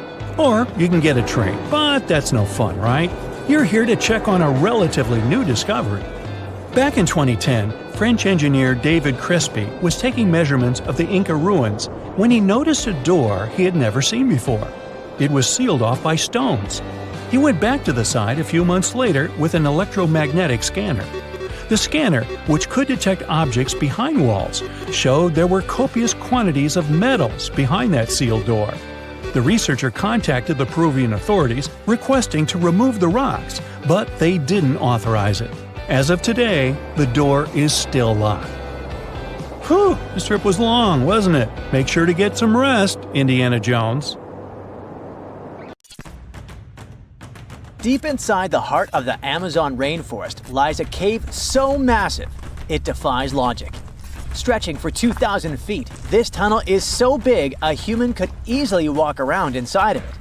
Its walls are etched with deep, mysterious claw marks. But this is just one of many. If you travel to the south of Brazil, you'll stumble upon over 1,500 similar caves, ranging from modest tiny burrows to massive passageways. These are not your average spooky, bat-filled caverns. They're what researchers call paleo burrows, also known as ancient underground structures dug by creatures so colossal they make modern elephants look small. Whatever creature dug those tunnels displaced 800 elephants worth of dirt. I know, it still looks like a normal cave, but experts noticed this one was special because the walls were too neat and rounded, and the floor was too smooth. Besides, no water or erosion leaves such signs of serious digging power. These Brazilian caves are the largest geological records of animal activity on the planet. It's like stumbling into a prehistoric house made by creatures the size of cars. To unlock this mystery, researchers analyzed the scratch marks on the walls and realized they had probably been made by giant ground sloths, a species called valgipes, which could weigh nearly 9,000 pounds and eat your average annual menu in about 3 days. Despite being huge, these animals were not earthbenders. They had to work in groups if they wanted to dig such long tunnels. This is why scientists believe many sloths shared the same tunnel and dug it together. Even some giant armadillos may have helped with the digging. After all, they were ridiculously skilled excavators and lived there too. Okay, but why would a giant sloth or armadillo need a 2,000-foot-long underground lair? Great question. And the truth is, scientists aren't totally sure. It doesn't make sense for them to dig tunnels this massive just to escape predators, especially since the tunnels were big enough for a saber-toothed tiger to crawl in, for example. So, unless they installed prehistoric security systems, this theory has holes. Haha, pun intended. The best bet is probably climate. Back then, everything was drier and colder, and some species of giant sloths were living their best lives back when Earth was transitioning between cold and warmer periods. Their big bodies usually protected these animals from temperature changes, but drastic fluctuations probably made them hide in order to survive. Besides, just like modern sloths, giant sloths probably had a hard time maintaining their body temperature, and going underground for a while is a great way to protect your babies and save some energy. After all, the bigger you are, the more energy you spend. Some scientists believe these tunnels might have had rotating tenants. One sloth moves in, digs a bit, leaves some scratch marks, moves out. And sometime later, another one crashes there and adds its own decor touches. A hostel for ancient megafauna. All evidence points to a more timeshare situation than a prehistoric private property. After all, these creatures weren't exactly social butterflies. Most sloths and armadillos usually keep things strictly one-on-one, just mom and baby. Yeah, dad sloth stuck around only for the good part. But you probably noticed one tiny detail here. These guys are not around anymore. They went extinct 11,000 years ago, right around the time humans started to get popular on Earth, when another ice age was ending. In fact, 80% of all mammals that were heavier than 2 pounds disappeared then. The first culprit is, of course, the usual suspect: humans. Around 10,000 years ago, a wave of skilled hunters using distinctive tools like spear points spread across North America. The theory goes that American animals weren't used to this new predator, making them easy targets. Once the big plant eaters started vanishing, the big meat eaters followed. They didn't have enough food to survive, and it wasn't just excessive hunting that caused some damage. Early humans may have also harmed ecosystems in ways that made survival harder for large species. But wait, there's another suspect: climate change. Around the same time, Earth's climate got a major shakeup. The climate was going from super cold to only slightly cold. Just so you know, Earth's temperature was about 46 degrees Fahrenheit, making seasons change and plants perish. And if plants are no longer around, big animals that eat them, like our friends giant sloths, have less nutrition, making them even more vulnerable. Many scientists now think that both human impact and climate change played a role, just in different ways depending on the region. In some places, humans may have tipped the balance. In others, nature itself did the job. Either way, it was a perfect storm that ended the age of giants.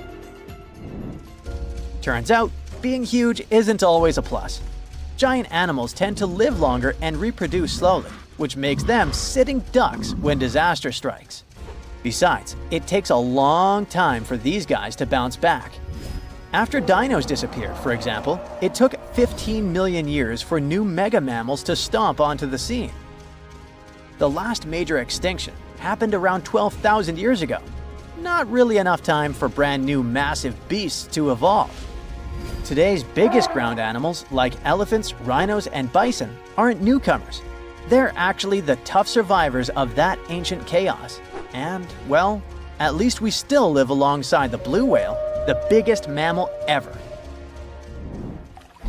But why did some prehistoric animals get so gigantic in the first place? Well, being big has some perks, in spite of all the extinction thing.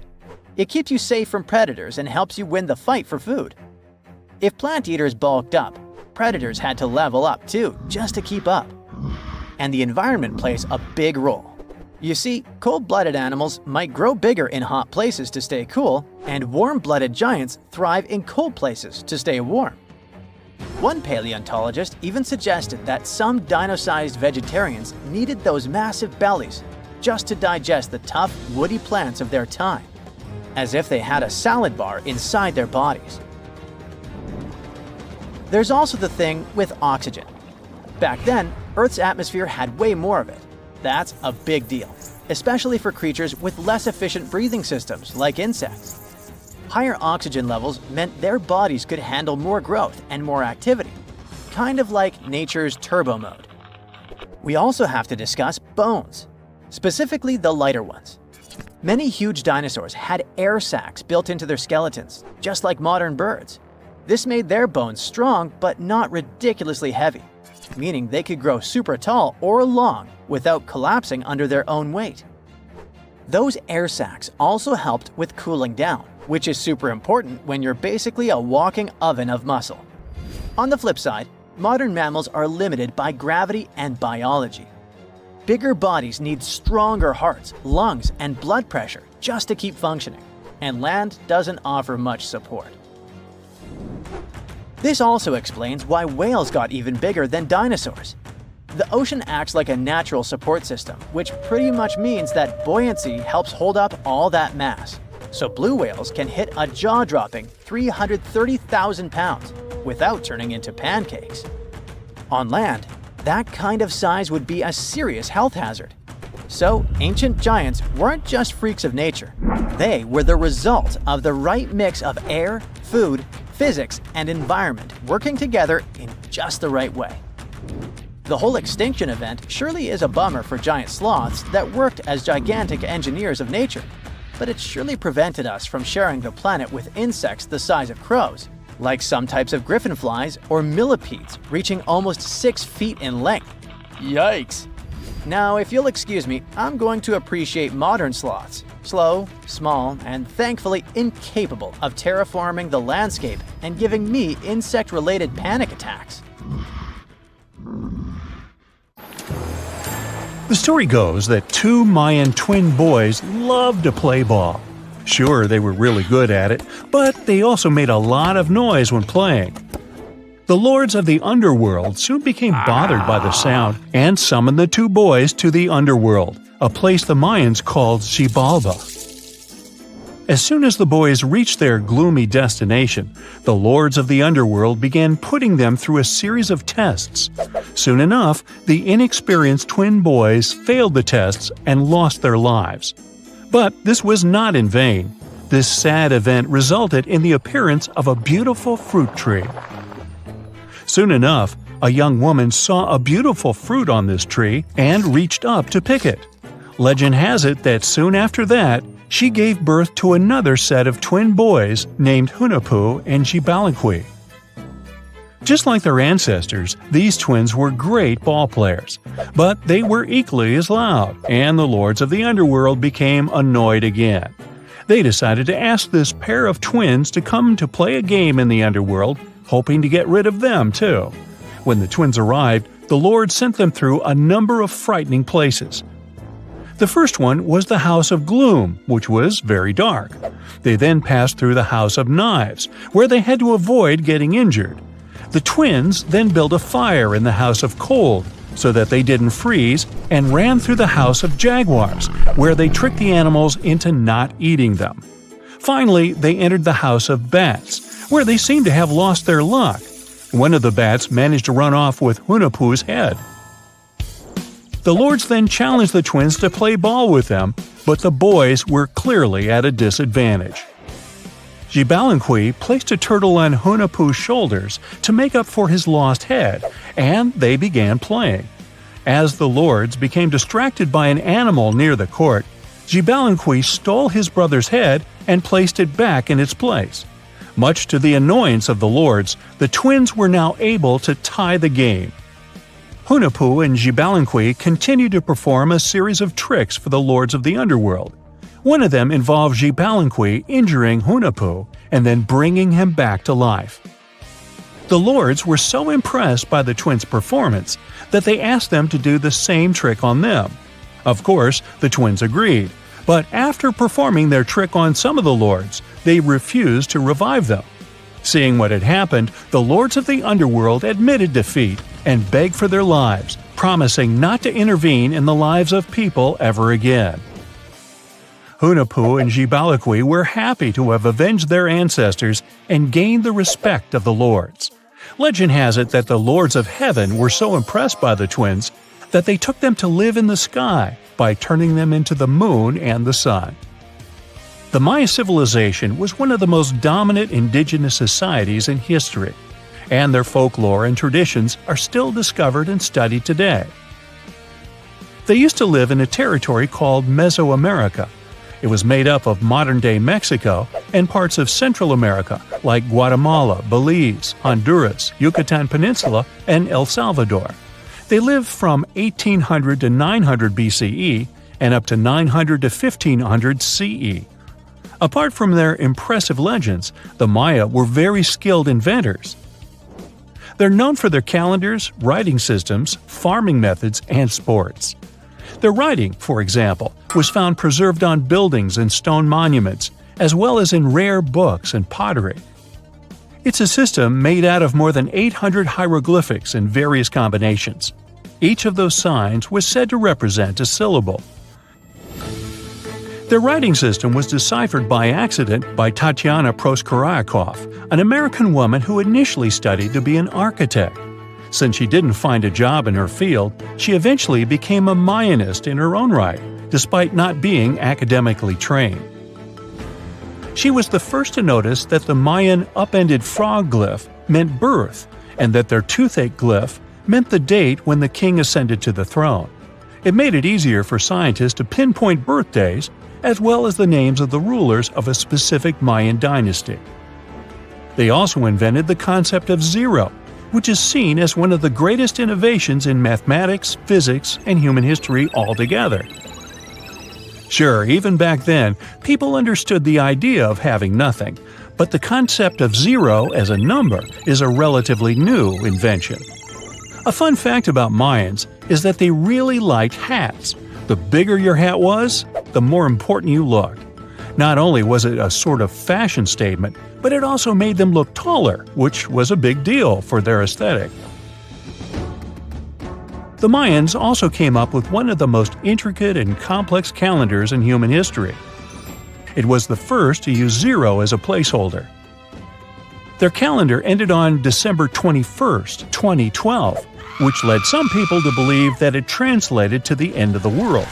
Obviously, that was not the case. It just so happened that the date coincided with the end of a Mayan cycle of years. But you know, as advanced in science and astronomy as they were, they did make some mistakes. One of them was their belief that the world was flat. Their theory was that the four corners of the world were watched by the brother lords, who kept the sky from falling over their lands. Hats off for their menus, though, as they were well-known chocolate eaters. They turned eating chocolate into a form of art. The drink they made wasn't really like the hot chocolate we enjoy today, though. The recipe included mixing cacao with water, honey, chili pepper, cornmeal, and other ingredients to make a foamy, spicy drink. The ritual of drinking cacao was a crucial part of their celebrations. We're not done discovering all the amazing parts of their architecture and civilization. It was only a few years ago that a Maya pyramid was found at Tonina, in the Mexican state of Chiapas. It was estimated to be more than 1,000 years old. The reason why it escaped archaeologists for so long was that it lay hidden under what was believed to be a natural hill. The ruins of two Mayan cities have been recently discovered in the Mexican state of Campeche. Why didn't we find them until now? Well, they were concealed by really thick vegetation, which made it difficult for archaeologists to reach them. The Mayans didn't just disappear. Their descendants are still around today, many of them choosing to live in their ancestral homelands. You can find them in Guatemala, for example, where the Maya people make up the majority of the population. Overall, the Maya ethnic group contains people that speak different Mayan languages, such as Yucatec, Quiche, Quechua, or Mopan. They had no idea what a spa day was, but the Mayans really enjoyed a nice sweat once in a while. Sweat lodges were discovered around ancient Mayan sites. They were built out of stone or adobe. These rooms were an essential part of their cleansing and healthcare rituals. One of the earliest sweat lodges was found in Quello in northern Belize and appeared to date back 3,000 years. One of the most important parts of the Mayan culture was a ball game which they named Pix. It had both political and spiritual significance. We can see ball courts at important parts of Mayan archaeological sites. The main goal of the game was to pass a rubber ball through a very high stone hoop without using your hands. Basically, it was a combination of soccer and basketball. However, it could have serious consequences. The loser could, at times, even lose his own life. Ooh, high stakes indeed. Because of this game and the need for bouncy balls, the Mayan people were some of the first cultures to use rubber. They made it using natural latex. There were different kinds of rubber depending on what natural substances the latex was mixed with. And that, my friend, is the way the ball bounces. Sorry, but you know me, I just couldn't resist. There's this interesting ancient site near St. Louis, Missouri, that a lot of people don't know about. It's called Cahokia, and it used to be a huge city with up to 20,000 people living there back in the 11th century. It's full of these massive earthen mounds that were built by hand, and the biggest one is still there today, at the Cahokia Mound State Historic Site. Even though we don't know everything about this civilization, researchers have been able to piece together some information from the remains they've found. For starters, they found some pretty old teeth at this site. After studying their appearance and structure, scientists suggest that a lot of different indigenous groups lived there. About a third of them came from other areas in the middle of the continent, which they figured out by studying the different levels of various substances in the teeth.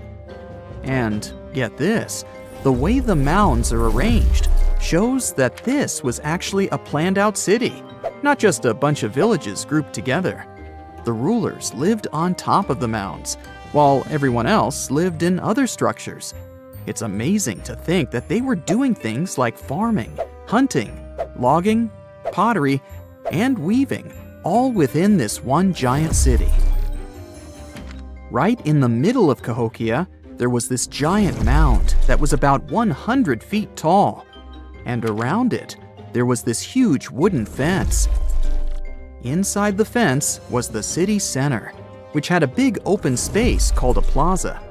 Archaeologists think that the plaza was designed to represent the 4 cardinal directions of the world. It was like the people who built it wanted to create a place that was in harmony with the universe. The center of the city was where they held ceremonies and events, and it was such a big deal that people from outside Cahokia would come to be a part of them too. What became of this city? Hard to tell. Some people think that the reason it fell apart is that they cut down too many trees and the land got all messed up. Other scientists believe that's not true, because the soil was still in pretty good shape after the city was gone. The Europeans were not even around at that time, so they couldn't have influenced the downfall of Cahokia either. There's also one theory that suggests there were fights with other communities that caused the city to collapse. These days, there are over 65 preserved mounds, and you can even climb the steps of the tallest one.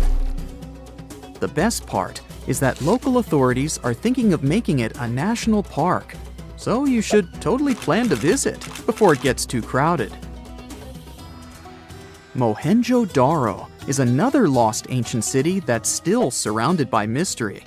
Located in modern-day Pakistan, it was a city that flourished during the Bronze Age, and it was extremely advanced for its time. It had things like water systems and fancy architecture that other cities didn't have back then. Despite these features, it's not as well known as other ancient cities, like those in Egypt or Mesopotamia. What's even weirder is that at some point, the city was abandoned, and no one knows why. Archaeologists found the city in 1911, but it took a while for them to realize how important it was. Eventually, they uncovered a lot of really interesting things about the city, like its advanced sanitation system. Excavations uncovered over 700 wells, as well as private baths and a large communal bath. Remarkably, even private homes had toilets, and waste was efficiently disposed of through a citywide sewage system. They also had a lot of trade connections and made some really beautiful objects, like pottery, jewelry, and figurines that were sold all over the region. Despite its amazing culture and knowledge, scientists have yet to figure out why the city was abandoned. Some people think changes in the nearby river might have had something to do with it. The writings that the people of Mohenjo-Daro left behind are still a complex code, even for the most skilled specialists, making it even harder to piece together their history. Have you heard of the lost city of Kolmanskop? It used to be a small settlement in the Namib Desert. Legend has it that it got its name from a man named Coleman who got stuck in the local dunes and was never seen again. But that's not the interesting part. In 1908, a railway worker found a shiny stone and showed it to the chief railway foreman, who turned out to be a hobby mineralogist. They discovered it was a diamond, and soon, Kolmanskop became the richest town in Africa and one of the richest places in the world. It had luxurious stone houses, a school, a hospital, and even an ice factory to produce ice for fridges. The hospital had the first X-ray machine in southern Africa, which was supposedly used to check if workers were illegally swallowing diamonds. Its popularity began to decline in the late 1920s when another diamond-rich location was discovered nearby. Most of the inhabitants soon began to flee the city in search of a better life, leaving the buildings abandoned. In 1938, all machinery was taken south and the town was left to the desert. The last inhabitant left Kolmanskop between 1956 and 1960. The hot climate and low humidity have preserved the structures over time, and tourists can now visit this desert ghost town. You've surely heard about this next ancient city, Machu Picchu. It's this incredible ancient location in Peru. It stretches across a huge piece of land in the Andes Mountains and sits high above sea level. It's even considered one of the wonders of the modern world. But here's the thing. Scientists aren't exactly sure what it was used for. It could have supported up to 750 people, but there aren't a lot of human clues left behind. Some people think it was more of a spiritual or ceremonial place, while others believe it may have been like a fancy spa retreat for the nobles. The extensive terraces might mean it was used for crop testing or as a trading hub. And there's even a theory that it was used as a prison because they found a cell-like area too. It's amazing that even today, archaeologists and historians are still puzzled about how it was built.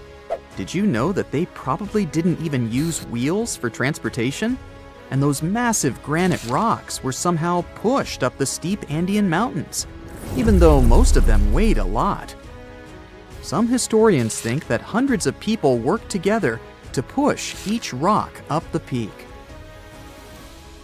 The huge stones at Machu Picchu are also so close together that you can't see any cracks between them. It's pretty cool because it also makes the area safe during earthquakes, which is important since Peru is a shaky country. But how did the stones stay put during all those quakes? They actually move a little bit, but then they go back to their original spot, almost like they're dancing. Some people think wet wooden wedges were used to keep them in place, but that doesn't really add up, considering how big the structures are. Locals back then also seem to have built Machu Picchu without using any pack animals or iron tools. They had to sculpt and put everything together using mostly their hands. Plus, the citadel is built on a fault, so they had to move a bunch of stone and earth to make it flat. Scientists also think that the real construction is actually underground because of the deep foundations and drainage system. In fact, there's a hidden water system that was just recently discovered using 3D scanning. They didn't even use mortar to put the granite blocks together. They were so precise that you can't even fit a sheet of paper between them. One theory suggests that people that lived there used stone tools made of a harder material than the stone they were cutting. You are lost deep within the jungle in the Yucatan Peninsula in Mexico. There are strange noises all around you, and to make it worse, the sun is setting. Soon, you'll be alone in the middle of an unknown rainforest. Guess it was a pretty bad idea to come looking for El Dorado on your own, wasn't it? You keep walking as fast as you can, when suddenly, wait! What's this you're seeing? It looks like large stairways made out of stone. This definitely doesn't look natural, so you take a picture. Maybe you didn't strike gold, but you might have just found something relevant. Congratulations! You found Akamtun, a long-lost Mayan city, hidden 37 miles into the jungle. The name literally translates to stone column. Stone was probably in at the time, so these guys used a lot of it to build their pyramids, houses, and even ball courts. If you ever thought that Europeans invented ball games, think twice. Mayans loved to play ball games for recreational purposes. Akamtun is part of a series of other long-lost Mayan cities that are being discovered with the help of new technology nowadays. We'll talk more about the other ones in a jiffy. Perhaps the biggest surprise of this one is that it was surrounded by wetlands, which is why the city was built on high ground. The city was monumental, covering an area of over 120 acres. That would be as big as 90 football fields right next to each other. Scientists have found proof that Akamtun had pyramids of up to 49 feet high, and that it was likely an important social hub between 250 and 1000 CE. This is definitely a game changer. But lost Mayan cities began to be unearthed in the 19th century. Modern technologies, such as LiDAR imaging, help archaeologists see through dense canopies of the forests. This means that people don't really have to risk getting lost in the tropical jungle like you did at the beginning of this video. LiDAR works sort of like an X-ray. It sends out laser beams that can detect any signs of ruins or ancient constructions. According to space archaeologist Sarah Parchak, satellite imagery has been a key player in discovering ancient cities in South America, Egypt, and other places. Sarah herself spends most of her days scouring images for any signs of where there could have been cities long ago. She says that more often than not, what happens is that ruins are covered by vegetation, soil, or sand, which makes them super tricky to find. But thanks to these awesome tools, scientists also made the huge discovery of ancient Mayan causeways, which spread throughout old Mayan territories. I mean, take a look at these roadways. You'd expect to see ruins like this in places such as Portugal, England, or the United States. I'm talking about 130 feet wide roads painted white to help travelers journey through the nighttime. Scientists recently unearthed a 110-mile network of roads such as these, and they think this dates back to before the first registered Mayan highways we've known so far. These roadways, which sometimes ran over the swampy ground and were even elevated at times, are being called the world's first superhighways. Even if there is no registry of animal-powered vehicles, it's believed that the Maya used them to travel around a network of possible 964 settlements. They were built like a huge spiderweb, and from what archaeologists have gathered, this huge system of roads worked to connect a big system of economic and social interactions between Mayan cities. This completely debunks the traditional idea that the Mayan pre-classic period, which dates back to 2000 BCE, was made of small, tribal settlements. Imagine the manpower and engineering ability you need to muster to build something close to these white highways. Scientists believe that these causeways were built pretty much the same way as the Mayans built their pyramids, with a mixture of mud and quarry stone. Oh, and using several layers of limestone to make them white. That's pretty cool, right? But let's take a few steps back for a moment to get some context. The Mayans were one of the biggest pre-Columbian civilizations living in the Americas. Until now, experts believe that at its apex, the Mayan civilization consisted of over 40 cities with a population of millions of people. That's a lot of folks. Their civilization spanned Mexico's Yucatan Peninsula, Guatemala, and Belize. And they survived mainly on agriculture. The thing is, the Yucatan Peninsula was an extremely difficult place to grow crops. So the Mayans had to develop a complex irrigation system in most of their cities. They built a series of ceremonial buildings, pyramids, and plazas. The Mayans might have been keen pyramid builders, but they also developed an advanced astronomical system. With whatever ancient technology they had, they were able to predict the exact location of planets such as Venus and Mars, as well as the exact dates of eclipses. If you've ever seen examples of ancient Mayan cities, this is Tikal. Located at the heart of the Guatemalan jungle, Tikal is believed to have been the capital of the ancient Mayan conquest state. At its height, it was comparable in importance to cities such as London or New York in today's world. It's composed of a series of complex monuments. The North Acropolis is one of Tikal's most ancient complexes of monuments. Built solely by human hands around 350 BCE, it served as the resting place of kings and chiefs. Its monuments are up to 200 feet high. Back in the day, the step pyramid temples were painted a beautiful red. Mayans loved that color. Today, of course, you'll only see the limestone. Then there's Chichen Itza. It's got one of the best preserved pyramids on Earth to date. Located in Mexico's Yucatan state, this Mayan city is well over 1,500 years old. At its peak, it was home to 35,000 people. The site covers 4 square miles of land. The highlight is El Castillo, a tremendous step-like temple standing 80 feet above ground. Its most peculiar feature is that it has 91 steps up each of its 4 sides, including the upper platform, which makes for 365 steps, the same number of days as the solar year. You can see that these folks were a pretty big deal, huh? That's why nobody can really understand what happened to them. There's a big lack of evidence on the decline of this almighty empire. What could have been the cause of their demise? Was it a drought? New research in 2017 did bring some new discoveries into the mix. Using data from a site at Ceibal, located at southwest of Tikal, Scientists analyzed radiocarbon data from ceramics and archaeological excavations to extract new information about the unexpected demise of this great civilization. The information shows that instead of a sudden collapse, the Mayans most likely fell in waves of social instability and political crises.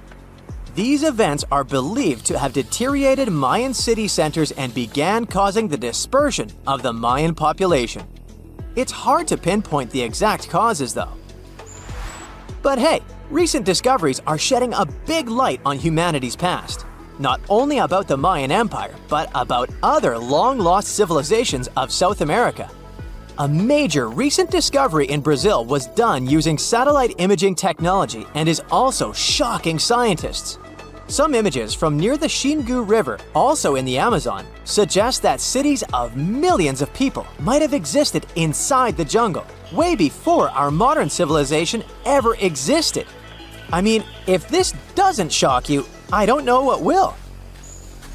Satellite imagery also detected a network of trenches dating back to 200 and 1200 CE in the Bolivian Amazon forest. These proofs suggest settlements that could have supported around 60,000 people right in the middle of the Amazon forest. When researchers from the University of Florida went on ground to check the satellite information, they were shocked to find several mounds that were accompanied by ditches and geoglyphs. Archaeologists also found remnants of carefully designed walls centered around plazas, much like the type of construction done by the ancient Mayans. You know, a lot happened in the first millennium CE. Sure, we're talking about 1,000 years worth of human history. If you'll remember from school, you'll know it was the time of the rise and fall of the Roman Empire. It was when humans saw the transition to the intense times of the Middle Ages. And some say it was the apex period of the Mayan civilization, all the way in Mesoamerica. But thanks to top-notch technological advancements, we can look at history a lot differently today. You see, archaeologists have found actual proof that the Mayan civilization may have started way before we think it did, and that since the beginning, their civilization was far from simple. To find out more about this, you'll have to tread deep into the Guatemalan rainforests. Are you down for the ride? Rainforests are dense and difficult to access. If you were an archaeologist, I'm betting you'd find them quite threatening as well. That's actually one of the reasons why we've been kept in the dark for so long when it comes to the truth about the Mayans. But take a look at this. You'd expect to see ruins like this in places like Portugal, England, or the United States. I'm talking about 130-foot wide roads, painted white to help travelers journey through the nighttime. For scale, these roads were about half the size of an American football field. Huge, huh? Scientists recently unearthed a 110-mile network of roads such as these, and they think this dates back to before the first registered Mayan ruins we've known so far. These roadways, which sometimes ran over swampy ground and were even elevated at times, are being called the world's first superhighways. Even if there is no registry of animal-powered vehicles, it's believed that the Maya used them to travel around a network of possibly 964 settlements. They were built like a huge spider web, and from what archaeologists have gathered, they worked as an implied system of economic and social interactions. This completely debunks the traditional idea that the Mayan pre-classic period, which dates back to 1000 to 350 BCE, was made of small tribal settlements. Imagine the manpower and engineering ability you need to muster to build something close to these white highways. Scientists believe that these causeways were built pretty much the same way as the Mayans built their pyramids. Oh, and if you're wondering about these gigantic pieces of architecture, don't worry, we'll talk about them in a bit. Now, so far, scientists believe that the roads were built with a mixture of mud and quarry stone. Oh, and using several layers of limestone, of course. Researchers were only able to find all of this out because of a new technology called LiDAR imaging. Do you know how we've used sonar technology to map out the ocean bed? Well, this is very similar to that. But instead of using sounds, we use laser systems. This mapping system allows researchers to see through and beyond the thick canopies of forests. It's like we have X-ray vision. This is definitely a game changer. But lost Mayan cities began to be unearthed in the mid-20th century, and since then, ruins from cities such as Tikal, Palenque, and Uxmal have been rediscovered. But let's take a few steps back for a moment to get some context. The Mayans were one of the biggest pre-Columbian civilizations living in the Americas. Until now, experts believe that, at its apex, the Mayan civilization consisted of over 40 cities with a population of millions of people. That's a lot of folks. Their civilization spanned Mexico's Yucatan Peninsula, Guatemala, and Belize, and they survived mainly on agriculture. The thing is, the Yucatan Peninsula was an extremely difficult place to grow crops. So the Maya had to develop a complex irrigation system in most of their cities. They built a series of ceremonial buildings, pyramids, plazas, and even courts for playing ball. The Mayans might have been keen pyramid builders, but they also developed an advanced astronomical system. With whatever ancient technology they had, they were able to predict the exact location of planets, such as Venus and Mars, as well as the exact dates of eclipses. Now, let's take a look at some of their sites. This is Tikal. Located at the heart of the Guatemalan jungle, Tikal is believed to have been the capital of the ancient Mayan Empire. At its height, it was comparable in importance to such cities as London or New York in today's world. It is composed of a series of complex monuments. In total, the site has 12,000 buildings. The North Acropolis is Tikal's most ancient complex of monuments. Built solely by human hands around 350 BCE, it served as the resting place of kings and chiefs. Its monuments are up to 200 feet high. Back in the day, the step pyramid temples were painted a beautiful red. Mayans loved that color. Today, of course, you'll only see the limestone. We've said that the Mayans spread out through different countries, so it shouldn't come as a surprise that Chichen Itza is a 10-hour drive from Tikal today. There's no feud between the two, they were just different city centers, like New York and LA. It's got one of the best preserved pyramids on Earth to date. Located in Mexico's Yucatan state, this Mayan city is well over 1,500 years old. At its peak, it was home to 35,000 people. The site covers 4 square miles of land. The highlight is El Castilla, a tremendous step-like temple standing 80 feet above ground. Its most peculiar feature is that it has 91 steps up each of its 4 sides, including the upper platform, which makes for 365 steps, the same number of days as the solar year. Makes you go, Behold, the lost city of Palenque. Another important Maya city is believed to have hosted over 6,000 people at its peak. Archaeologists have made some unusual discoveries on this site. The most eccentric of them all makes us think of Indiana Jones and the Tomb Raider. One of the buildings in Palenque is believed to be the final resting place of the Red Queen of Palenque.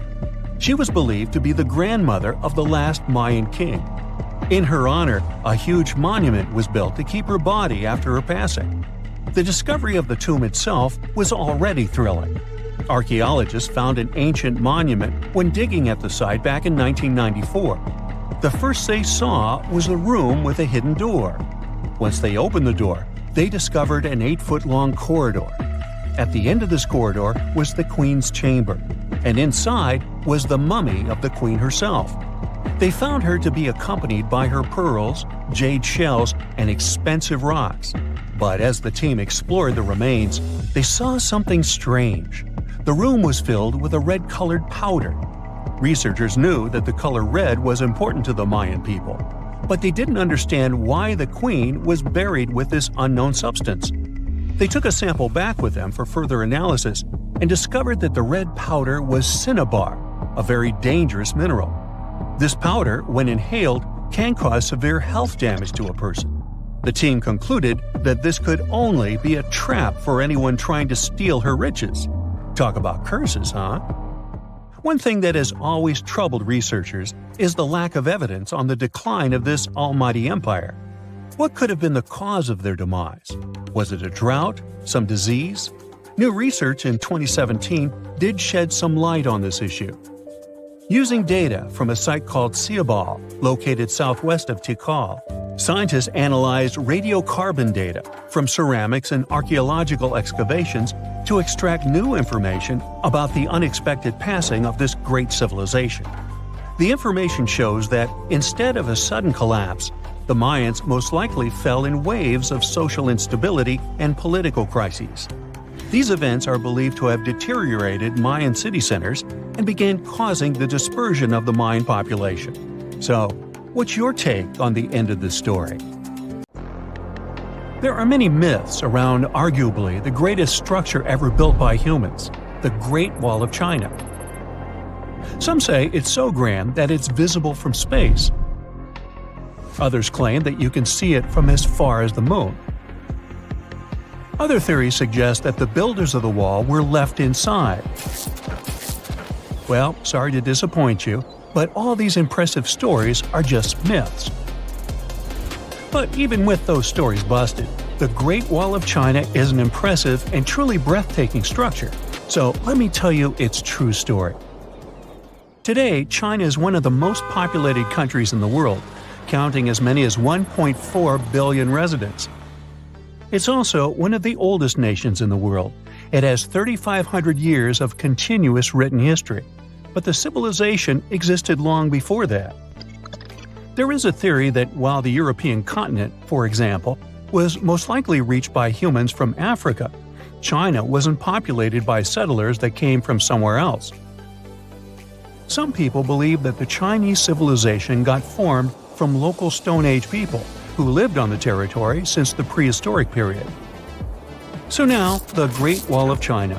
It's truly big even by today's standard, stretching for over 13,000 miles. To imagine it better, it's almost 5 times the distance between New York and Los Angeles. Or even a bit greater than the distance between the North and South Poles. Even in modern times, people have never built anything close to this big. Of course, it didn't take a day to build the Great Wall of China. 2? Keep going. In fact, the wall was being built for centuries. Maybe you know that ancient cities had walls around them to protect themselves from invaders. Yes, Chinese cities had them too. The first Chinese emperor united the country in 220 BCE and got a brilliant but very ambitious idea to turn all city walls into one big wall that would defend the country's border against attacks from the north. A trusted general directed the construction, enrolling a big group of workers, soldiers, commoners, and convicts. Back then, the wall was built of rammed earth and wood. In some places that were strategically important, the sections of the wall overlapped to provide maximum security. The walls were around 26 feet high on average. But the Great Wall didn't yet look like the construction we know today. Every next emperor would pick up the Big Wall project, strengthening and extending it, repairing, but also modernizing construction techniques. Some used bricks to build it, others moved on to granite and marble blocks. Watchtowers and platforms weren't there from the beginning as well. They were added by Ming emperors. The watchtowers made it possible to communicate with other parts of the wall through smoke and fire messages.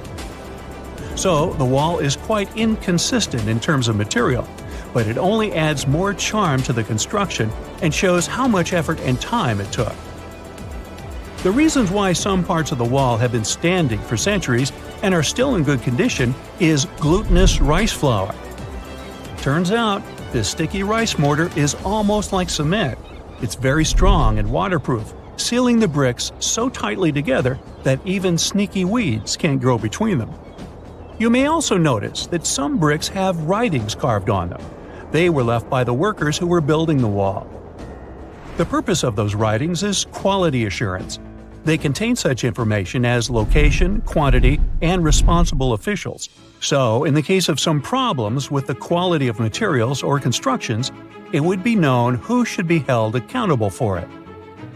Recently, a research group has looked through official historical documents of the Ming Dynasty that ruled China from the 14th to the 17th centuries. They came across records of secret doors in the Great Wall, so they decided to find them. They used a flying robot to capture continuous centimeter resolution photos of the wall. They photographed 90% of the wall that was built during the Ming Dynasty and discovered the remains of over 220 secret doors along the wall. Some of them have a specific width and height that allows only one person to go through. Others are large enough to allow 2 horses to pass at the same time. Why are the doors there? Well, the Great Wall's main goal was to protect the country from the enemy. Building doors that could let the enemy in would undermine the whole point of having a wall. So, of course, the doors were secret passages. They perfectly matched the surroundings topographically, and the exit on the outside was camouflaged with bricks so that it was almost completely indistinguishable from the brick wall. The wall was never just a defensive wall, and it was never completely closed. It could be opened on demand. It was also a structure used for trade and commerce, communication between inside and outside the wall, and of course, for defense and spying. Some doors were used for trade with the other side.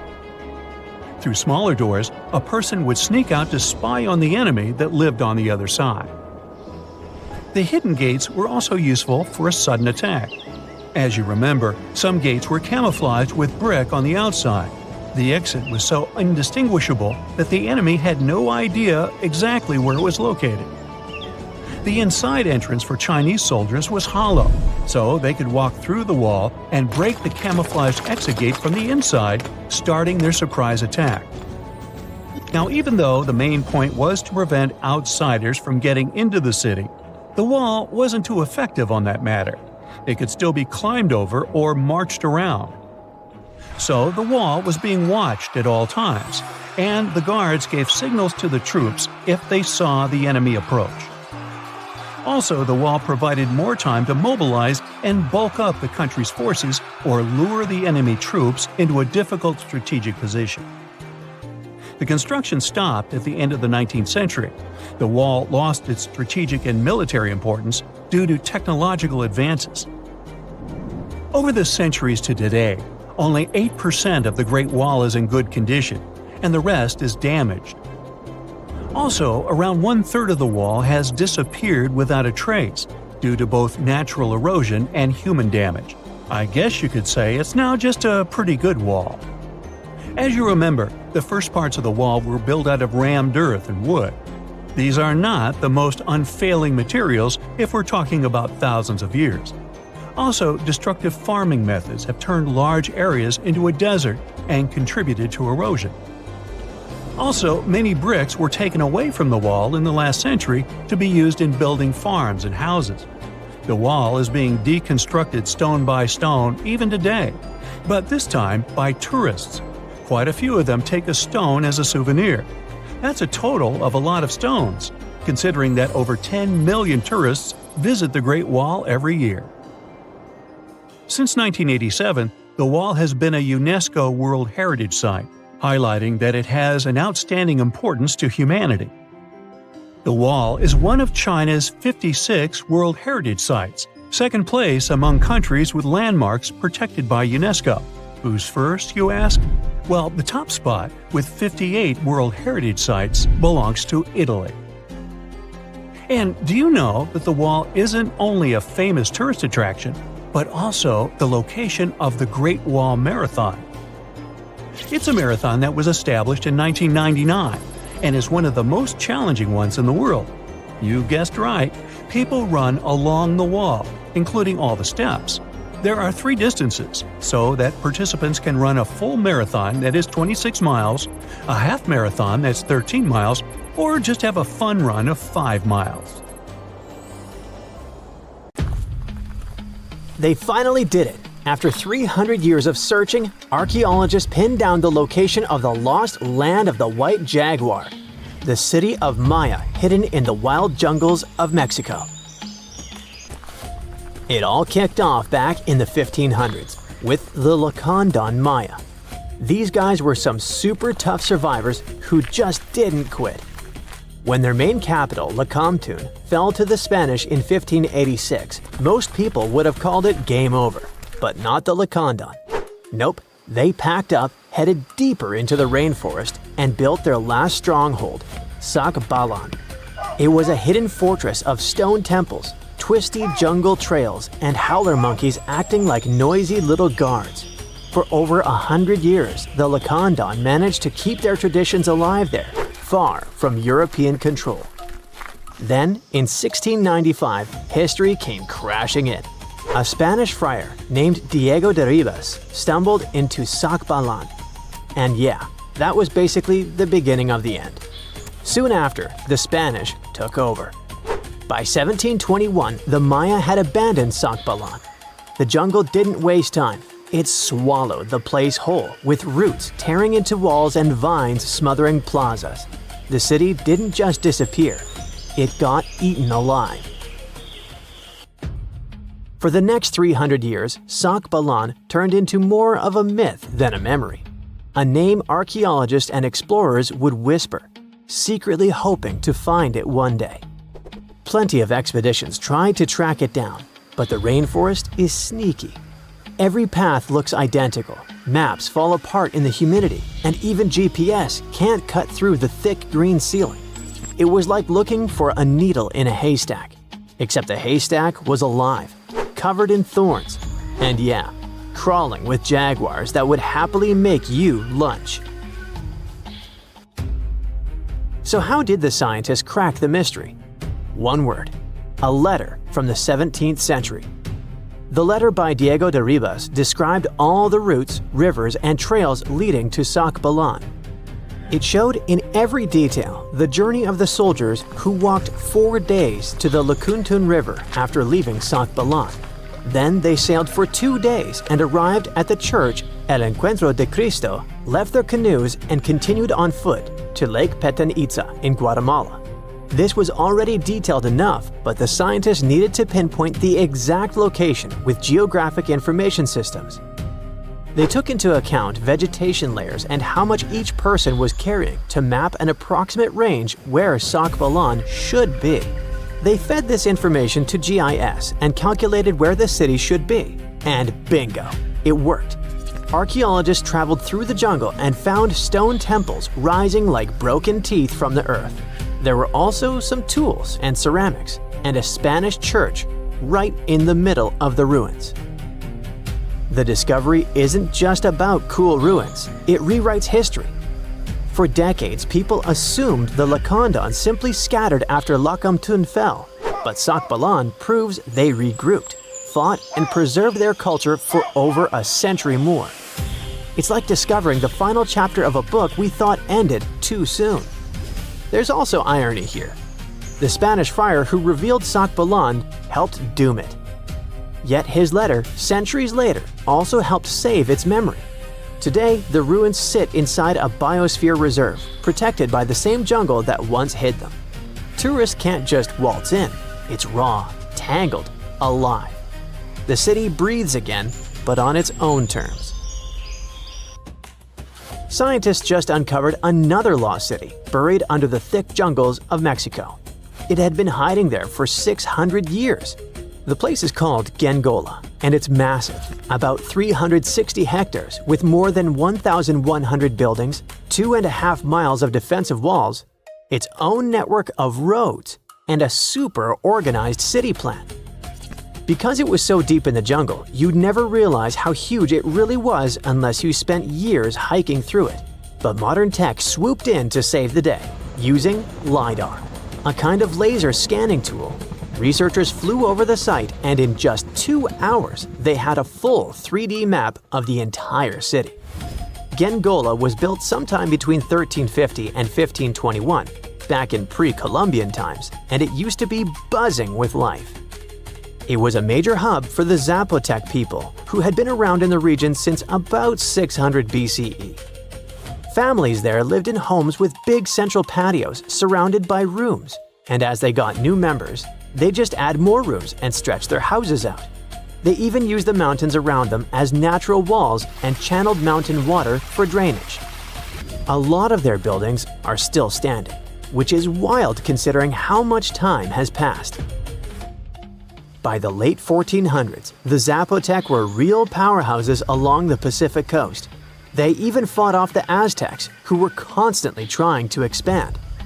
At Gengola, they survived a brutal 7-month siege. But even though hiding in the mountains kept them safe, it wasn't perfect.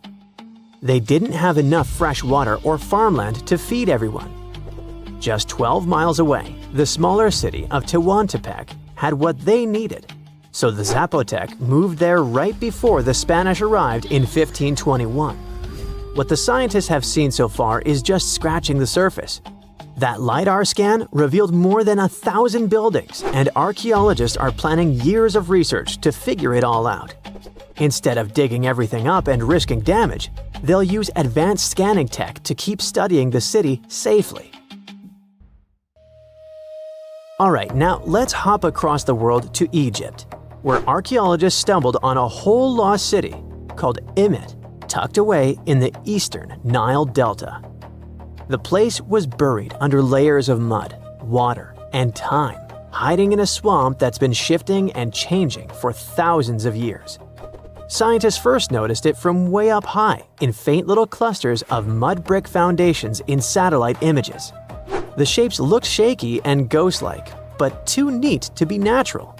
So they followed the patterns down on the ground, started digging, and the city started coming back to life. They found multi-story tower houses, basically mini skyscrapers of the ancient world. They had multiple floors, thick foundations, and could handle some serious weight. That kind of vertical living is super rare in Egypt, especially outside the Nile Delta. It showed that people in Imet weren't just spreading across the land, but stacking upward, which means the city was packed, carefully planned, and way more urban than anyone thought for that time. And it wasn't just fancy housing either. Archaeologists also uncovered a grain processing center with paved work areas, animal pens, and organized spaces for food production. Clearly, this was a city with a real economy running behind it. Not far from there, they spotted a ceremonial road that once led to a temple for Wadjet, Imet's patron deity. But later on, other buildings got plunked down over the road, which shows that Wadjet's worship faded over time. Still, the ruins coughed up some amazing relics, a green faience little funerary figurine, and a stela showing Harpocrates perched on crocodiles and gripping snakes. He was the Greek spin on Horus, deity of silence, secrets, and the newborn sun. And there was even a bronze sistrum, an ancient Egyptian musical instrument decorated with twin heads of Hathor. Turns out, Imet was active from around the 4th century BCE onward, stretching from Egypt's late period into the Roman era. Its location along trade routes made it a magnet for merchants and pilgrims visiting Wadjet's temple. So it wasn't just hanging on, it was thriving, connecting, trading, and adapting with the times. And this isn't just another dusty ruin. Imet is giving us a window into everyday life, religion, and urban planning in the Delta, which we've always known way less about compared to the big pyramids and tombs. Hey, how do you feel about taking a trip back in time? We're diving into the history of the Amazon forest to unravel the mystery of its lost cities. Grab your bug spray and hop on. The Amazon forest is the world's largest rainforest. The environment there can be extremely challenging for human life. Yet, the legend goes that the Amazon has been home to sprawling settlements rich in unmeasurable wealth. Could that really be true? Or is that none other than a figment of our collective imagination? The legend of El Dorado might be the myth that started this whole thing. As European explorers began their excavations in American lands back in the 1500s, word got out of an Amazonian civilization that used to paint their leader in gold as an offering to higher powers. The legend of El Hombre Dorado, aka the Golden Man, began to quickly spread around Europe. Explorers got excited at the possibility of finding an infinite amount of gold somewhere deep within the Latin American jungle. And as you can imagine, expeditions to the continent began to multiply with each passing year. It didn't take long before explorers found this civilization. They were known as the Muisca people and were located in Colombia, near Lake Gudavia. The Muisca people had a tradition of painting their leader, aka the Zipa, from head to toe in gold. In a ceremonial gesture, the Zipa would swim into the river, spreading gold dust all over the lake. For the Muisca, this was their way of acknowledging and thanking the higher powers of the universe they believed in. When European explorers heard and witnessed this practice, they were amazed. For them, gold was used solely for commercial purposes as their main currency for trade. This made them think that the Muisca people must have stacks and stacks of gold hidden somewhere in the jungle for them to use it so abundantly. Well, that's how the legend of El Dorado was born. What was once the practice of El Hombre Dorado traveled on word of mouth until it became El Dorado, a fictional city that was most likely to hide piles of gold.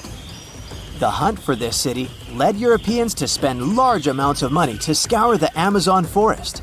Unfortunately, all of their expeditions came back empty-handed. That is, if they ever came back at all. Now, jump to the beginning of the 1900s. In England, the Royal Geographic Society, a prestigious British institution, was looking for somebody willing to travel down to Latin America to trace the border between Brazil and Bolivia. More specifically, the part of the border that is nestled deep within the Amazon rainforest. One Sir Percy Fawcett was a Latin American aficionado, and he gladly volunteered to do the job. Oh, it's important to note that the Amazon forest is virtually the size of the continental USA. It sprawls across 8 countries, including Brazil, Peru, and Bolivia. And trust me, getting around is no easy feat. The jungle is covered in dense vegetation, and in addition to that, it's home to insane predators such as anaconda snakes, panthers, crocodiles, piranhas, and so on. But despite all that, Fawcett was very successful in his mapping adventure and seemed to be wanting to come back more. Back in England, Fawcett would scour diaries from other explorers hoping to learn more about the ancient Amazonian civilizations. He would read about the Incas and the Mayans and the great empires they built. He believed that if the Incas were capable of building empires that stretched over 2 million square miles, this could mean that other Amazonian civilizations could have thrived there too. During his research, Fawcett came across a report from a 16th century explorer. The report told of a city deep within the Amazon forest that held unimaginable quantities of minerals, a town that stretched for 15 miles without any space from a house to house. This report fueled Fawcett's imagination to a new extreme. From then on, he became obsessed with finding what he called the lost city of Z. Over years, Fawcett searched the Amazon forest, usually looking for stone ruins that could possibly indicate human settlements. On his later expeditions, he focused on exploring the state of Mato Grosso in central Brazil. He would travel from Europe and into the lower region of the Xingu River. The trip to the Xingu would take him around 14 days on foot. Then, he would set sail in small wooden boats, accompanied by local indigenous leaders that knew the region better than anyone. How he communicated with the indigenous population is still a mystery, since they only spoke in local dialects. Some scientists believe that this could have been the real reason why he never found the city. They believed he wasn't able to communicate what exactly he was looking for. And this was not his greatest difficulty. As we've said before, Amazon is not a kind place for its visitors. In his diaries, Fawcett tells of encounters with a 60-foot-long anaconda, which he bravely survived. He writes of endless sleepless nights and waking up with his hands and feet swollen from mosquito bites. Some of his peers said he was invincible and tireless, but the day came during his 8th expedition when he didn't make it back home. Fawcett disappeared without leaving any trace behind. Some even suspect that he was close to reaching his lifelong goal. On the day of his disappearance, he sent an optimistic letter to his wife saying there was nothing to fear, and that he was setting out on a certain final search. Fawcett's failed attempt to find ruins seemed to support what had become a consensus among experts at the time, that this rainforest was too inhospitable to support large, complex societies, let alone cities. Experts were convinced that the Amazon's lost cities were nothing more than fiction. That is, until the 1960s, when modern research began to find evidence that suggested otherwise. Scientists discovered patches of extremely fertile soil. They called it Black Earth. And apparently, they found lots of it in the Amazon, especially alongside rivers. Further research even showed that such soil was created by human waste or the intentional burning of forests, which adds nutrients to the soil below, which could only mean bingo! The discovery of Black Earth was the evidence that large-scale agriculture was possible and probably did exist amidst the Amazon, confirming that settlements could have formed there after all. In the 1990s, along the Xingsu River in Brazil, a team of archaeologists from the University of Florida made a remarkable discovery.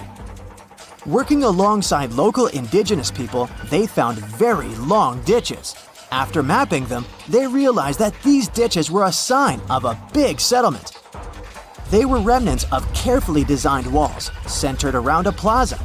Some were roads that led to more settlements. In fact, just this part of the Amazon, about the size of New Jersey, was once a network of dozens of settlements that experts believe could have been home to at least 50,000 people between 1250 and 1650 CE. Other discoveries were possible thanks to LiDAR imaging, a type of technology that allows researchers to take satellite pictures of the forest's ground without having to step inside of it. A network of trenches in Acre, Brazil, dates back to 200 to 1200 CE. These suggest settlements that could have supported 60,000 people. Other images from near the Xingu River suggest cities that could have housed about 50 million people. These were the lost cities of the Amazon. Believe it or not, these images suggest that Fawcett was very close to a major discovery. He was looking for the ruins in the right place, but he was looking for the wrong thing. Unlike cities such as Cusco, which used stone as their primary material, Amazonian settlements used wood and earth to build their cities. These materials are highly deteriorating and probably decomposed over time. Finding them required a bit more technology than what Fawcett had available at his time. See this place on the map? Yeah, right there. It's estimated that around 100 people have vanished or lost their lives here. Why, you ask? Well, it seems they were all looking for this guy, Percy Fawcett. He was a British colonel, famous for his sharp blue eyes, perfectly groomed beard, and signature hat. He looked like a character from Pride and Prejudice, but lived more like Indiana Jones. In fact, this character was inspired by Fawcett's story. But his disappearance in 1925 was more macabre than any movie plot. Colonel Fawcett was bold. Not the ask your neighbor's Wi-Fi password kind of bold. I'm talking full-on, I don't care that much about my life bold. He used to be a soldier in Sri Lanka and even did a secret spy gig in Morocco, but he needed more. So in 1906, Fawcett started exploring parts of Brazil and Bolivia where no one had dared to go before. His mission was to create secret, mind-blowing maps. Okay, that doesn't sound too risky, but trust me, it was. If you want to explore the world nowadays, you just open Google Earth and, well, that's it. No danger, no adrenaline, just maybe one or two creepy street view photos. Ew. But we're talking about the beginning of the 20th century, when satellites and this weird Google car didn't exist. Back then, if you wanted to fill in the world map, you actually had to explore the land on foot. So that's how Colonel Fawcett ended up in South America. And he became famous for his expeditions to map out the wild Amazon. He was the first guy to record the locations of waterfalls in that region, for example. But then he got obsessed. Blame it on lack of sleep or whatever sketchy Amazon jungle juice he was sipping, but suddenly he was like, I'll bet there's an ancient advanced city hidden somewhere around here. Spoiler alert, there wasn't. But he was hooked on that idea. Hanging out with native Indians for so long convinced him that large groups could totally thrive in the middle of a massive rainforest. And of course, Fawcett loved a good old adventure story, especially the ones from the 16th and 17th centuries, written by European explorers. In those stories, adventurers claimed they had found huge settlements and fine roadways deep in the heart of Latin America. But Fawcett's all-time favorite story came from a manuscript written in 1753. Back then, adventurers were hunting for precious metals in Brazil when they stumbled upon a ruined city with monumental buildings, roads, and plazas. Oh, and every corner had a Roman-style spire. Naturally, the colonel was all in to find it. Too bad no one told him this manuscript is mostly considered a forgery. Yep, this story is as real as Snow White's. But then, things got weird. The settlement described in that manuscript was supposedly located in the northeast side of Brazil. But now, he's saying there's an advanced civilization in Mato Grosso, which is in a different part of the country. So he decided to name this new place the City of Z. Back in the 1920s, the colonel launched 2 separate expeditions to find it. But both trips failed, as he faced terrible weather, fever, and of course, exhaustion. Now, tell me in the comments, what do you think Fawcett did after 2 failed expeditions? Option A, he quit. Option B, he called his mom. Option C, he tried again because he didn't get the memo that the universe is clearly saying stop. Well, of course, option C is the right answer. This is relentless Fawcett we're talking about. So, 3 years later, the colonel finally gathered enough cash to launch yet another expedition in search of the City of Z. All he needed was a crew of people crazy enough to join him. Famous and experienced explorers were begging to come along. But nope, Fawcett decided to take his son and his best buddy instead. In January 1925, this brave trio set off on their journey. They packed mosquito nets, canned food, and made a promise, "We shall return." Another spoiler alert, they didn't. Uh-oh. The journey kicked off in New Jersey, and then they sailed all the way to Rio de Janeiro, Brazil. There, they stopped to grab some pack animals, like horses, and hired a couple of local guides. Now they were ready to head to the city of Cuiabá. Now keep in mind the distances in Brazil are crazy huge. So this little journey was like traveling from Miami to Chicago on foot. 3 months later, they finally ventured into the jungle for the first time. And that's when the fun really began. The crew faced piranha-infested rivers, an endless maze of thick trees, and the worst part, bugs. The constant annoying zzz of a gazillion mosquitoes wouldn't let them sleep, and Fawcett's best friend's foot got huge from tick bites. But the colonel didn't have time to babysit his friend's princess foot. Oh no, he was too obsessed to take a break. In fact, at some point, he was so far ahead of his companions that he had to camp alone for a night. On May 29th, Fawcett finally came to his senses. There was no City of Z. But did he let that stop him? Not really. He unpacked their gear and sent the local guides back to Cuiabá. But before saying a final goodbye, he asked them to deliver a letter to his wife, saying something like, "Don't worry, hon, our son is well and getting stronger every day." Sure he was. Anyway, after this dramatic farewell, the trio set off into the bush alone. The darkness swallowed the thick forest, and then they were never seen again. Okay, that was intense, so let's fast forward. 2 years later, the newspapers were still speculating whether the trio could still be alive, and Fawcett became a legend, like Bigfoot, but less hairy. One guy said that the colonel had become one of the locals and was living his happily ever after in the jungle. Another guy said he was held prisoner by the Indians, but no one could confirm any of these sightings.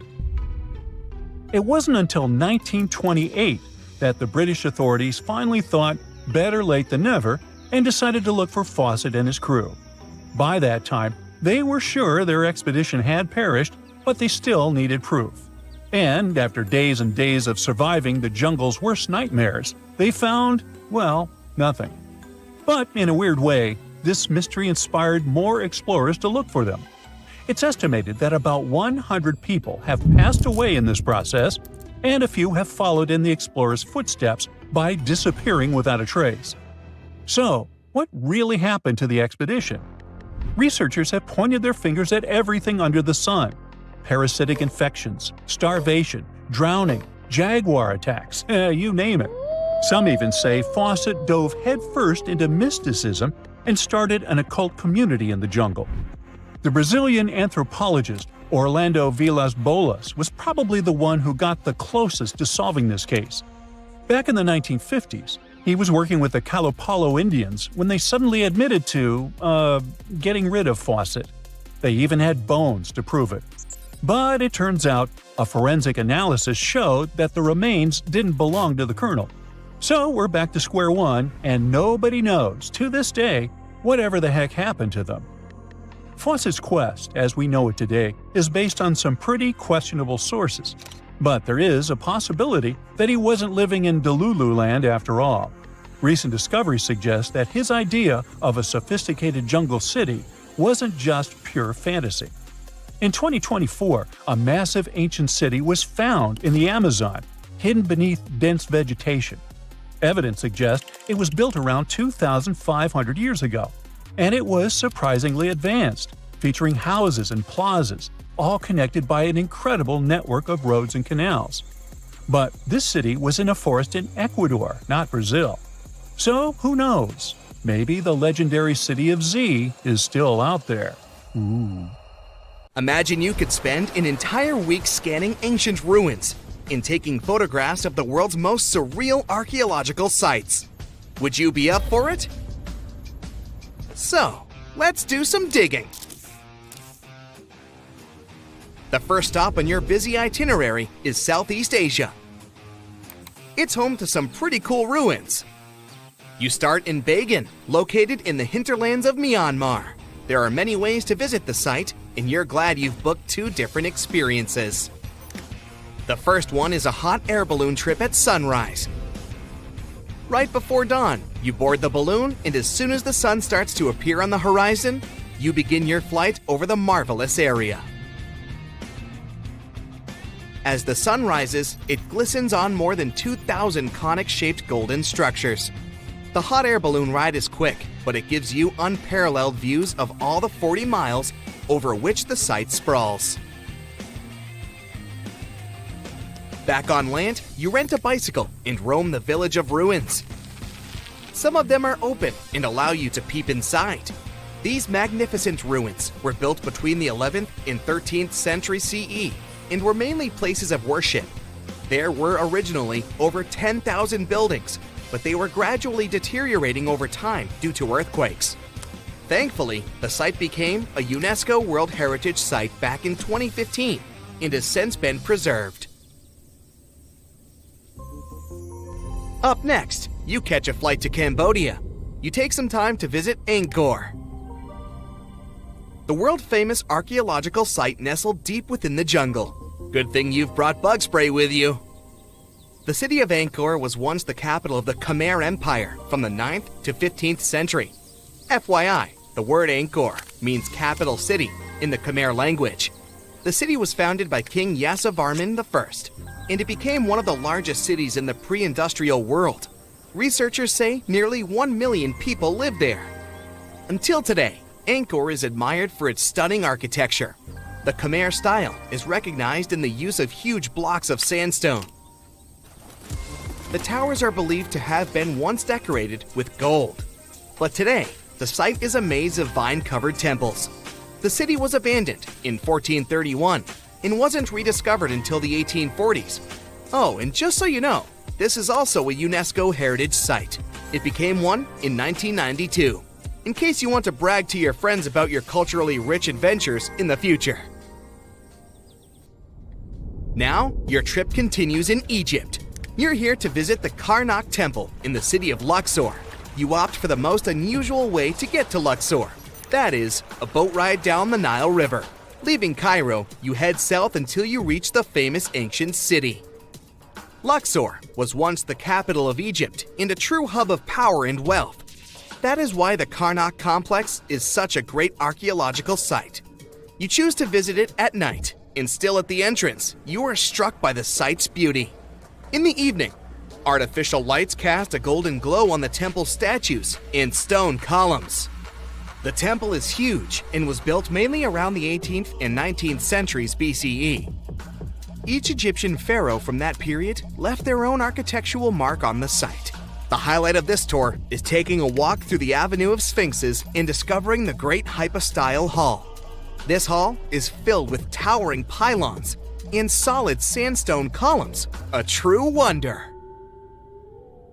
From Egypt, you head down to Jordan. Now, if you like terracotta landscapes, you've come to the right place. The city of Petra is a marvel of the ancient world. Located in Jordan's desert, the city was a commercial hub back in the 4th century BCE. The Nabateans, an Arab Bedouin tribe, lived in the so-called Rose City and thrived for many years, having accumulated a significant amount of wealth. The city was known for its innovative water management system, which made the region inhabitable. And yes, you'll catch a glimpse of its ruins on your tour. The rock-carved gate-like structure Petra is famous for what is called the Pharaoh's Treasury. It stands at the main entrance to the site and is said to have a treasure hidden beneath it. Don't forget to stand right beneath it and take one of those classic pictures for social media. Once Petra has been ticked off the list, you fly to southern Europe. More specifically, to the tip of the Italian boot. You have a day trip scheduled to visit the ruins of Pompeii. Pompeii can be reached by car from the city of Naples. It's home to the eerie yet well-preserved ruins of a city that was once engulfed by lava. When Mount Vesuvius erupted in 79 CE, it left the city of Pompeii completely buried under millions of tons of volcanic ash. The ancient city was first discovered by beneath the volcanic rock in the 16th century, but it was first cleared from debris in the 1870s. Today, you'll be able to walk down the streets of these ancient Roman ruins and imagine what the town looked like in its heyday. Pompeii was a vibrant and rich municipality. The site's ruins revealed that many areas of Pompeii had boasted impressive bakeries, markets, and even houses with balconies, which were a sign of great wealth at the time. And believe it or not, even some artworks survived the eruption. Archaeologists found well-preserved frescoes and murals with mythological creatures. All this indicates that members of the high society lived there. The city even had thermal baths and showers made from luxurious materials. While you're still in Europe, you'll hop over to visit the iconic Stonehenge. It's a perfect day trip if you stay in the city of London, just a short train journey away. Stonehenge dots the Salisbury Plain in Wiltshire, England, and is one of the world's most recognized ancient ruins.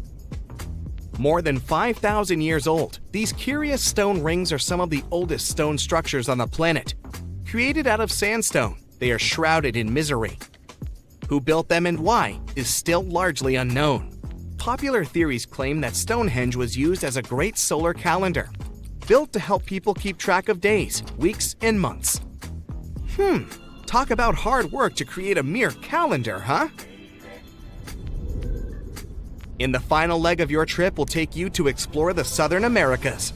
In Guatemala, in Central America, you'll find ancient Mayan ruins.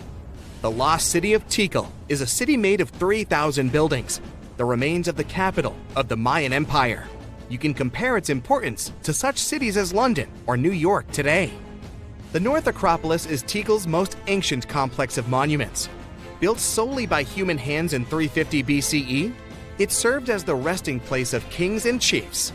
Back in the day, the step pyramid temples were painted a beautiful red. Mayans loved that color. Today, of course, you'll only see the limestone. You might wonder what made such a great city turn into ruins. Well, archaeologists have no clue about the cause of Tikal's decline. Until today, this question remains unanswered. Was it a drought? Disease? Maybe we'll never know. Are you in the mood for some Mayan ruins? Chichen Itza is an archaeological site with the best preserved pyramids on Earth. Located in Mexico's Yucatan state, this Mayan city is well over 1,500 years old. At its peak, it was home to 35,000 people. The site covers 1.9 square miles and has many ruins spread throughout it. The highlight is El Castilla, a tremendous step temple, rising 80 feet above the ground. Its most peculiar feature is that it has 91 steps on each of its 4 sides, including the upper platform, which makes for 365 steps, the same as the number of days in the solar year. Phew, what an intense trip! Time to head home now and soak it all in. See you next time. Welcome to one of the most mysterious and unexplored places on Earth. But what's so special about that? It's just some icy peaks and the endless snowy expanse of Antarctica. Yeah, that's right, but there's still a planetary scale mystery here. No matter how hard you try, you won't see a hidden mountain range, giant, unexplored land where no human has ever set foot, and it lies under another layer of mountains. It's like a nesting doll, but the size of a continent. These mountains hide Antarctica secrets, and these secrets can tell us something awesome about the ancient history of our planet. This gigantic unexplored territory in Antarctica is called the Gambritsev subglacial mountains. And the layer of ice above keeps this place untouched by nature and people. It's like a land inside another land, and it hides more than just mountains. There are valleys, hills, and plains. The whole area is similar to the European Alps, but unfortunately, we can't enjoy the view. Those mountains were first discovered in 1958 using seismological instruments. More than half a century has passed since then, and this place still remains one of the most poorly studied tectonic objects on Earth. Why? Because it's ice. A lot of ice. Who knows? Maybe there are some unknown ancient artifacts lying there. What if they're hiding a secret city or spaceships? It's unlikely, of course, but it would still be interesting to look there. Think about it. Hundreds or even thousands of miles of land that have remained unchanged for hundreds of millions of years. Even if no new species of animals or remains of an ancient civilization are there, this place still has a history. The history of the formation of continents on our planet. And scientists have already figured out some of this story. The mountains buried in Antarctica were originally like ordinary mountains, but as a result of a planetary scale event, they just… Wait a minute. Have you ever wondered how mountain ranges are formed? We see them in real life, in movies, in photos on the internet. We climb them. But how did they appear? Mountains have not always existed on the planet in this form. They appeared as a result of a large-scale collision of tectonic plates. Two giant solid chunks of ground are moving toward each other, then crash, and boom! Millions of tons of the Earth's crust pile on top of each other, mix, and form ledges and gorges. And all this can last for millions of years. Yes, it's a disaster, but it's very slow. Some tectonic plates are still colliding. For example, the Himalayas continue to grow because the Indian and Eurasian plates are still ramming into each other.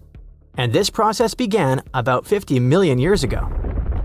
The Gambritsev Mountains under ice experienced a similar event, only much earlier. An article in the journal Earth and Planetary Science Letters says that they appeared during the formation of the supercontinent Gondwana. Two giant pieces of land were separated by a boundless ocean. But then, about 700 million years ago, they collided and formed Gondwana. This supercontinent included the territories of modern Africa, South America, Australia, India, and Antarctica. The giant pieces crashed into each other and released a stream of hot, partially molten rock. This mess grew bigger and bigger, forming mountains. The temperature of those mountains grew, their mass increased, and at some point, Gondwana became unstable. The supercontinent began to collapse under its own weight. The hot rocks below the surface began to flow sideways as a result of a process called gravitational spreading. Take toothpaste and start squeezing it out of the tube. Approximately the same thing happened with billions of tons of red-hot rock. Ancient mountains in Antarctica appeared right during this catastrophic event. You've just watched a visual simulation of global events that took place hundreds of millions of years ago. It looks cool, but how did scientists figure it out? How did they see this planetary scale destruction? If the Gambritsev Mountains under ice is one of the most unexplored places in the world, then how could people find out its origin? The answer is simple. Tiny particles of rock have told us about the changing landscape of the planet. These are zircons, but scientists also call them time capsules. This mineral is very handy and resistant to mechanical and chemical influences. It's difficult to crush, it doesn't get affected by erosion, and it doesn't dissolve in water. And there's uranium inside it. This chemical element shows scientists the age of the rock. The fact is that uranium always decays into lead at the same rate. Scientists look at the ratio of uranium and lead and determine the age of minerals with great accuracy. Okay, this sounds a bit complicated. Here's a simple example. Imagine that each mountain belt is a clock that starts ticking at the moment of its formation. That is, after the collision of tectonic plates. After the rock forms, uranium begins its slow decay. The more time passes, the more uranium turns into lead. The rate of this decay is always the same. This decay can last for billions of years. The less uranium is in zircons and the more lead, the older the rock is. And this is how it happens in practice. Geologists take several rock samples. In a lab, they crush it to extract crystalline zircons.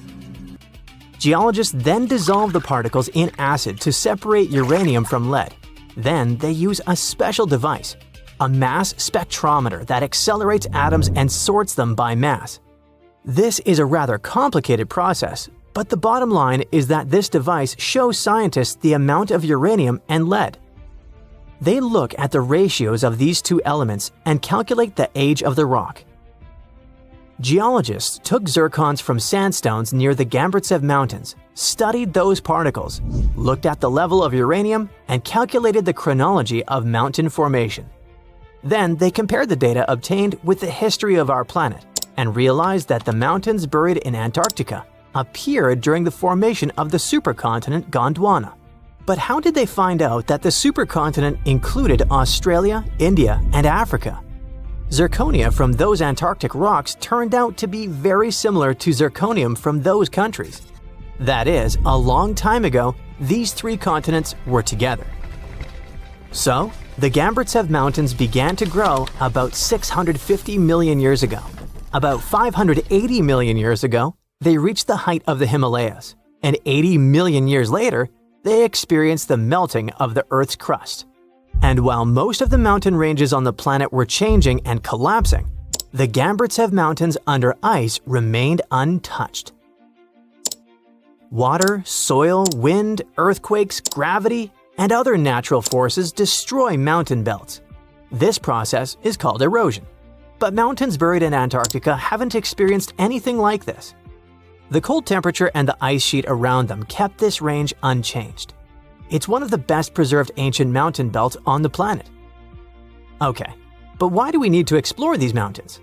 What difference does it make that the supercontinent Gondwana collapsed in the past?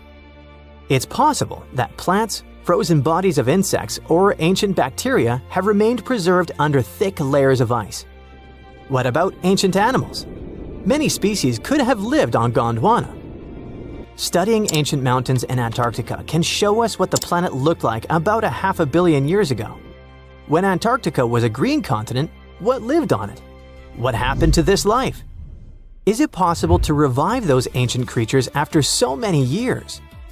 If scientists were able to calculate the date of the supercontinent's appearance using tiny particles, then imagine what they could find after examining this hidden mountain range. It all sounds very interesting. But there's one problem. To take a small piece of this unknown world, you need to drill through a lot of ice. You need to deliver heavy equipment to one of the most inaccessible continents in the world, build stations, obtain an energy source, and conduct large-scale research. It sounds incredibly expensive, so this hidden territory will probably remain a mystery for a long time. Let's just hope that some billionaire will want to find out Antarctica's secrets and arrange a large-scale expedition there. Antarctica, a snowy world of about minus 46 degrees Fahrenheit, covered in ice for millions of years. But it wasn't always this way. Scientists just found something buried deep beneath the seafloor that shouldn't exist. Tiny golden droplets of amber. This means that Antarctica was once teeming with life and thick with trees. But something happened to it. Something that could reshape the way we see our own future. Antarctica has been a land of howling winds for millions of years. No tree can grow here today. But scientists who studied those lands decided to drill deep beneath the Antarctic surface. They went thousands of feet below the ice, pulling up ancient layers of sediment. And there, trapped in time, they found tiny pieces of golden amber. Amber is basically fossilized tree resin. It's found all over the world, often with perfectly preserved pieces of ancient life. Insects trapped mid-flight, pollen frozen in time. Entire tiny ecosystems can be locked inside golden droplets. In every continent, but not in Antarctica. Until now. They discovered tiny specks from 0.5 to 1 millimeter in size, smaller than a grain of sand, but with huge significance. This droplet had once oozed from the bark of a tree about 90 million years ago. What's even wilder, amber is only produced by certain types of trees, the ones that grow in humid, temperate rainforests and jungles. That's when the realization hit. Antarctica used to be a rainforest. Those tiny flecks of amber, clearly seen only under a microscope, tell us a vivid story of a living and breathing ecosystem.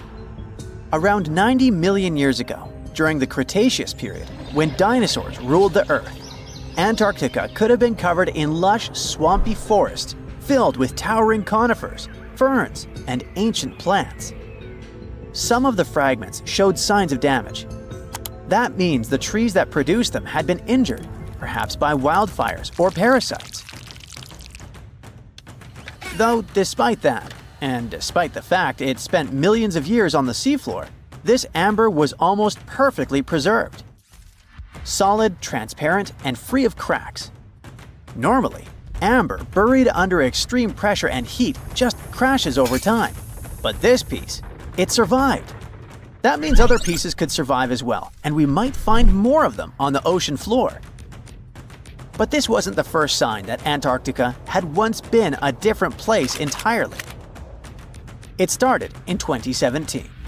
A team of scientists drilled deep into the seabed near Pine Island Glacier on Antarctica's west coast. They pulled up sediment cores, long cylindrical samples of Earth that had been buried for millions of years. And it was insane.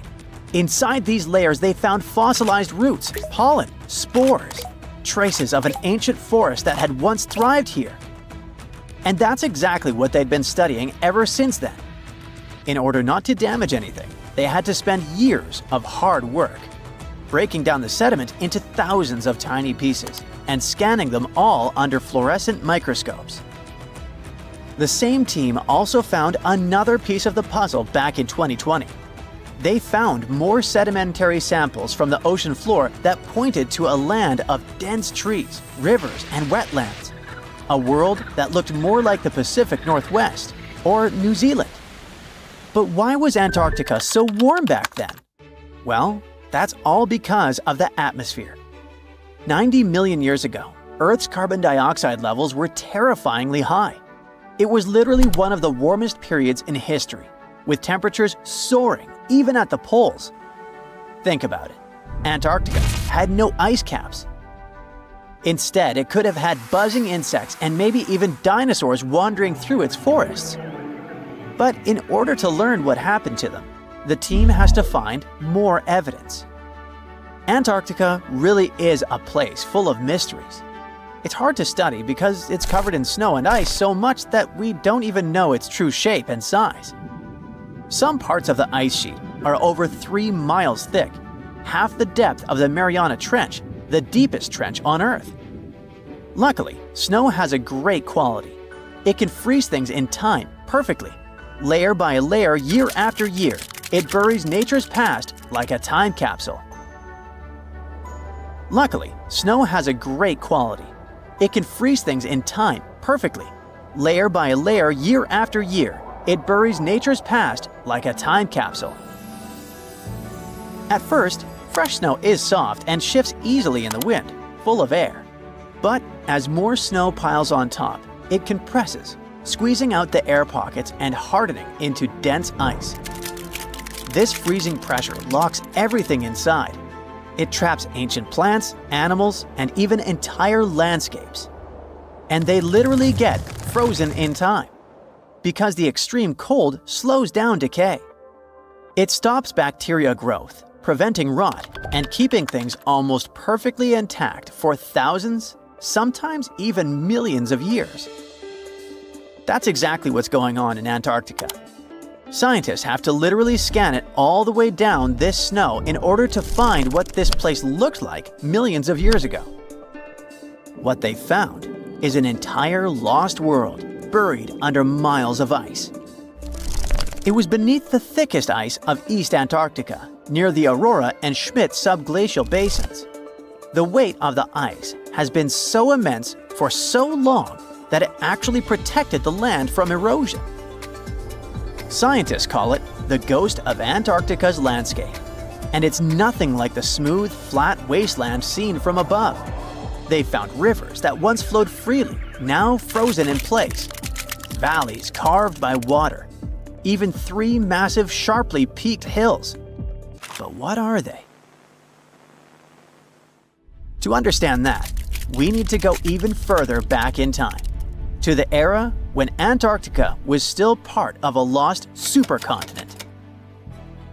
Hundreds of millions of years ago, the land we now call Antarctica was part of Gondwana, an enormous supercontinent that included South America, Africa, India, Australia, and Antarctica all fused together. But as Earth's tectonic plates slowly drifted apart, Gondwana broke into pieces. Antarctica was ripped apart, its land stretched and fractured. The massive ice sheets that formed later covered these broken land masses, preserving them like frozen fossils. As the ice shifted and melted over time, valleys formed, and ancient rivers likely carried water toward a coast that was hundreds of miles away from where it is now. But that's not the only thing Antarctica has hidden. If you stripped away the ice, you wouldn't see a smooth, empty continent. You'd see a super dramatic landscape, towering mountains, deep valleys, even fiery volcanoes.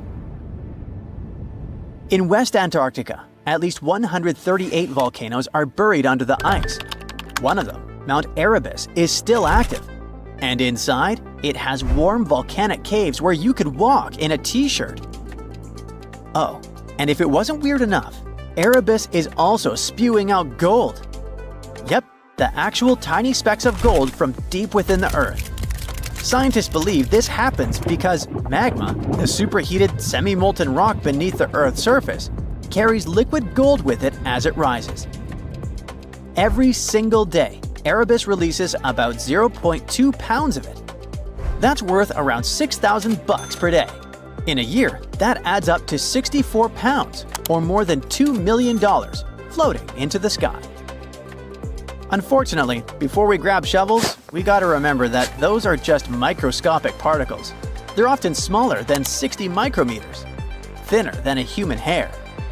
Not even mentioning that they're scattered around up to 620 miles away from the volcano itself. Finding them is nearly impossible. But that just shows that even in such a harsh place that looks just like a white desert, there are still many fascinating mysteries to discover. For example, somehow, life still clings there.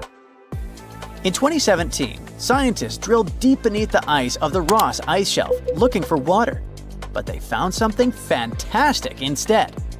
A river hidden beneath 1,640 feet of ice, running through the dark. And inside it, hundreds of tiny shrimp-like creatures. They swarmed around the camera, blocking the lens, welcoming the scientists. In deep caves beneath the ice, DNA evidence has also shown traces of moss, algae, and possibly even unknown tiny animals. So, turns out, even in one of the harshest places on Earth, life finds a way. And who knows what else we'll discover in the South Pole?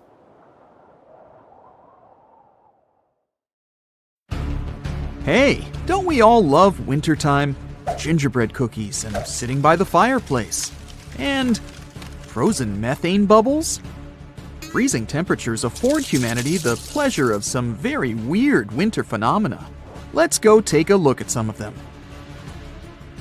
Beneath the surface of Canada's Lake Abraham in Alberta, or beneath other lakes across Antarctica, you'll witness a truly mesmerizing phenomenon of ice bubbles. From the top, they look like glittering jewels. But these bubbles don't meet our expectations, as they never pop. They just freeze midway, before ever reaching the surface. So how did they get there in the first place? And what are they made of? Some of them come from gas released from the melting of glaciers, while others are a result of the decomposing of organic matter lying at the bottom of the lakes. Now, they sure look pretty, but they're also pretty harmful to human life. These bubbles are made of methane, and they can intoxicate you. So if I were you, I wouldn't get too close. If you're driving on a curvy hillside road when a snow squall begins, you'd be wise to stop driving immediately. A snow squall is the winter equivalent of a severe thunderstorm. The thing is, they're difficult to predict and very fast moving. There can be sunshine, but then all of a sudden, a huge snow squall might start. If you haven't heard this term before, it's because the National Weather Service in the US only began using it in 2018. They called it a squall because it reduces a lot of our visibility and can be very dangerous if you don't take it seriously. But still, falling snow is beautiful, even if it's that crazy. Say this winter you decided to finally visit the famous Niagara Falls. Located between the US and Canada, these falls are the 5th largest waterfall in the world, with over 3,000 tons of falling water per second. In winter, the area looks like a winter wonderland and is home to an interesting phenomenon, a frozen fall. No, this isn't the work of Hollywood or an internet prank. Niagara Falls can actually form a layer of ice. This happens when the falls have been exposed to frigid temperatures for a long time. So, the surface water and mist in the air turn to ice, giving the impression that the entire waterfall is frozen. But that's not exactly what happens. If you look closely into the ice, you'll notice that there's still plenty of flowing water.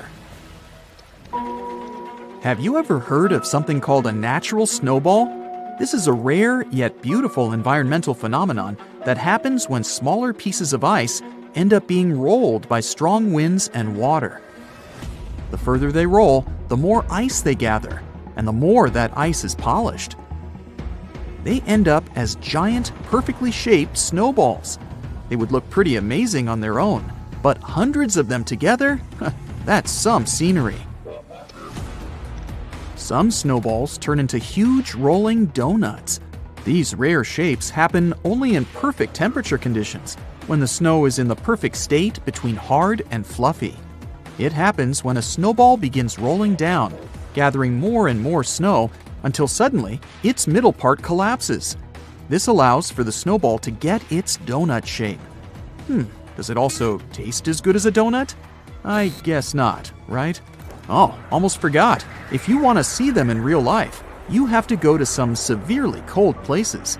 But still, people reported having seen them in Ottawa, in the Midwest of the US, and even in Scotland. If you go for a walk in the woods at the beginning of winter, you might stumble upon a magical phenomenon known as frost flowers. These flower-shaped phenomena are rare and occur only when the temperature of the air is freezing, but the ground is still moist. When the perfect conditions align, vapor coming out of stems form these veil-thin patterns that make up delicate flower-like ice. Don't try to pick them, you'll break them. And certainly don't try to plant them anywhere else, as they aren't real flowers. Oh, and be sure to go before the sun is too strong. Otherwise, it'll melt these delicate things. Say you just checked the forecast and the weather for the day is -8 degrees Fahrenheit.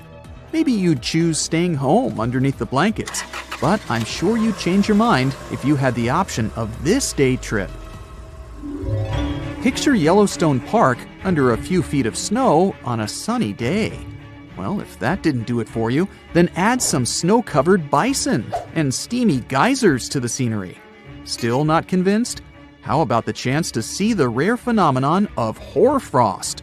If you haven't heard of them before, they're a geometrically enchanting type of frost that you can see when moisture in the air skips the droplet stage and appears directly as ice crystals on top of a leaf. They're much more photogenic than your windshield or garden variety frost. FYI, the term hoarfrost comes from Old English, meaning a frost that resembles an old man's beard. Well, what do you say? Does this actually look like a beard? You're walking in a frost-covered forest on a freezing day, when suddenly you hear a loud banging sound. No, it's not an avalanche nor an earthquake. You're in the middle of a frostquake. If only that meant that you'd see beautiful snow crystals cracking on the floor, but that's not quite the case.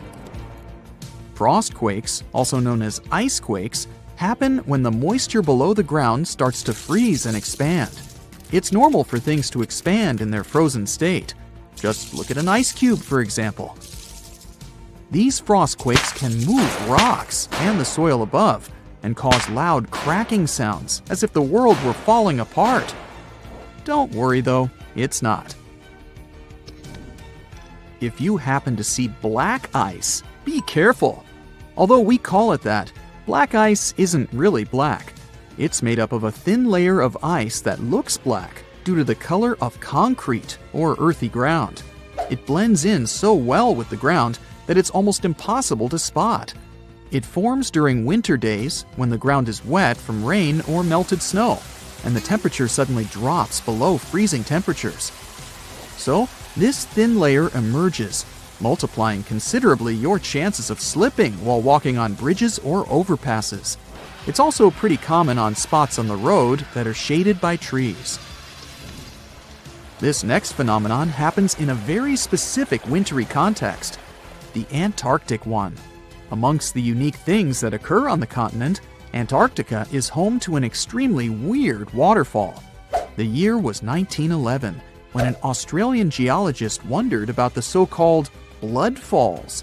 He was extremely puzzled by this red stream of liquid pouring from a small hillside amongst the Antarctic ice.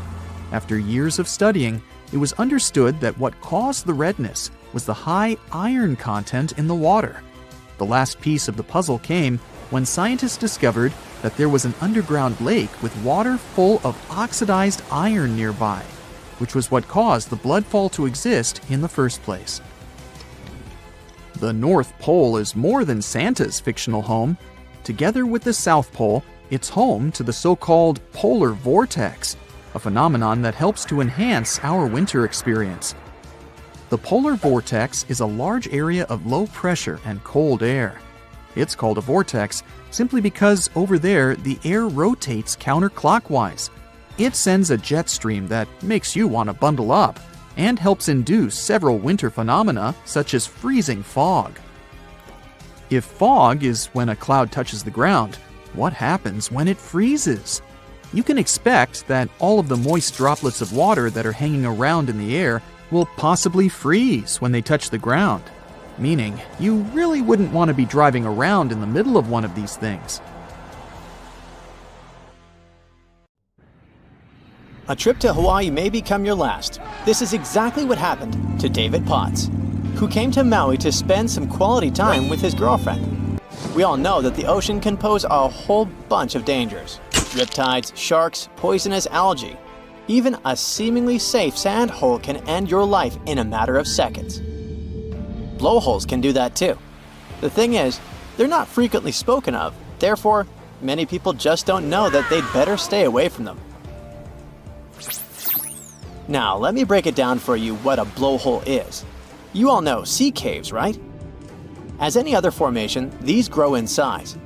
In case they grow landward and upward, they sort of turn into vertical shafts, exposing themselves toward the surface. As of now, everything seems fine, no extreme danger whatsoever, right? But the scary things start if those shafts begin getting hydraulic compression. In this case, seawater is released through a port right on top of the blowhole. The result looks like a geyser, and by the way, those blowholes even have a second name: marine geysers. The height of the spray may vary, and it's up to the geometry of the cave and blowhole, combined with tidal levels and swell conditions. So what exactly happened to David, who met his early demise in Hawaii? Those who were unlucky enough to witness this horrible incident said that Mr. Potts had been spotted dancing around one of those blowholes. He was dangerously close, just inches away from the opening.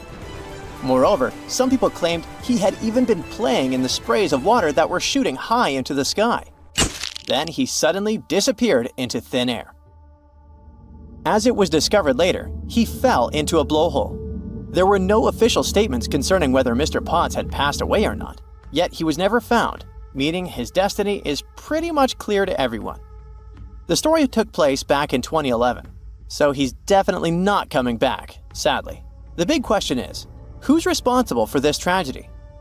There are no warning signs at the sign, so David could not know how dangerous that innocent fun was in reality. Moreover, witnesses claim it was slippery there, so it must have been an accident. However, despite most tourists knowing how notorious this area is, they still continue visiting the site. No tragic reminders help. So, how do you save yourself in case you come across a blowhole? The best way to do that is to keep as far away from it as possible. If you get sucked by it, your chances of surviving are virtually nil. Just for comparison, not every tsunami gives you chances this low. For instance, a 1-foot water level tsunami only gives you a 0.01% probability of passing away. Even a 3-foot water level, when you literally cannot stand on the ground, only says that the probability of passing away is high. Blowholes, on the contrary, don't give you any chances. They pull you in once and for all. But how do these terrifying holes actually work? Blowholes are most likely to form in places where there are crevices. A good example of a crevice is a lava tube.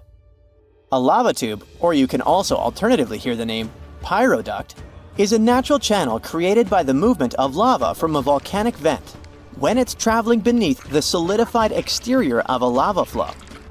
When the lava within the tube drains away, it results in the formation of a cave.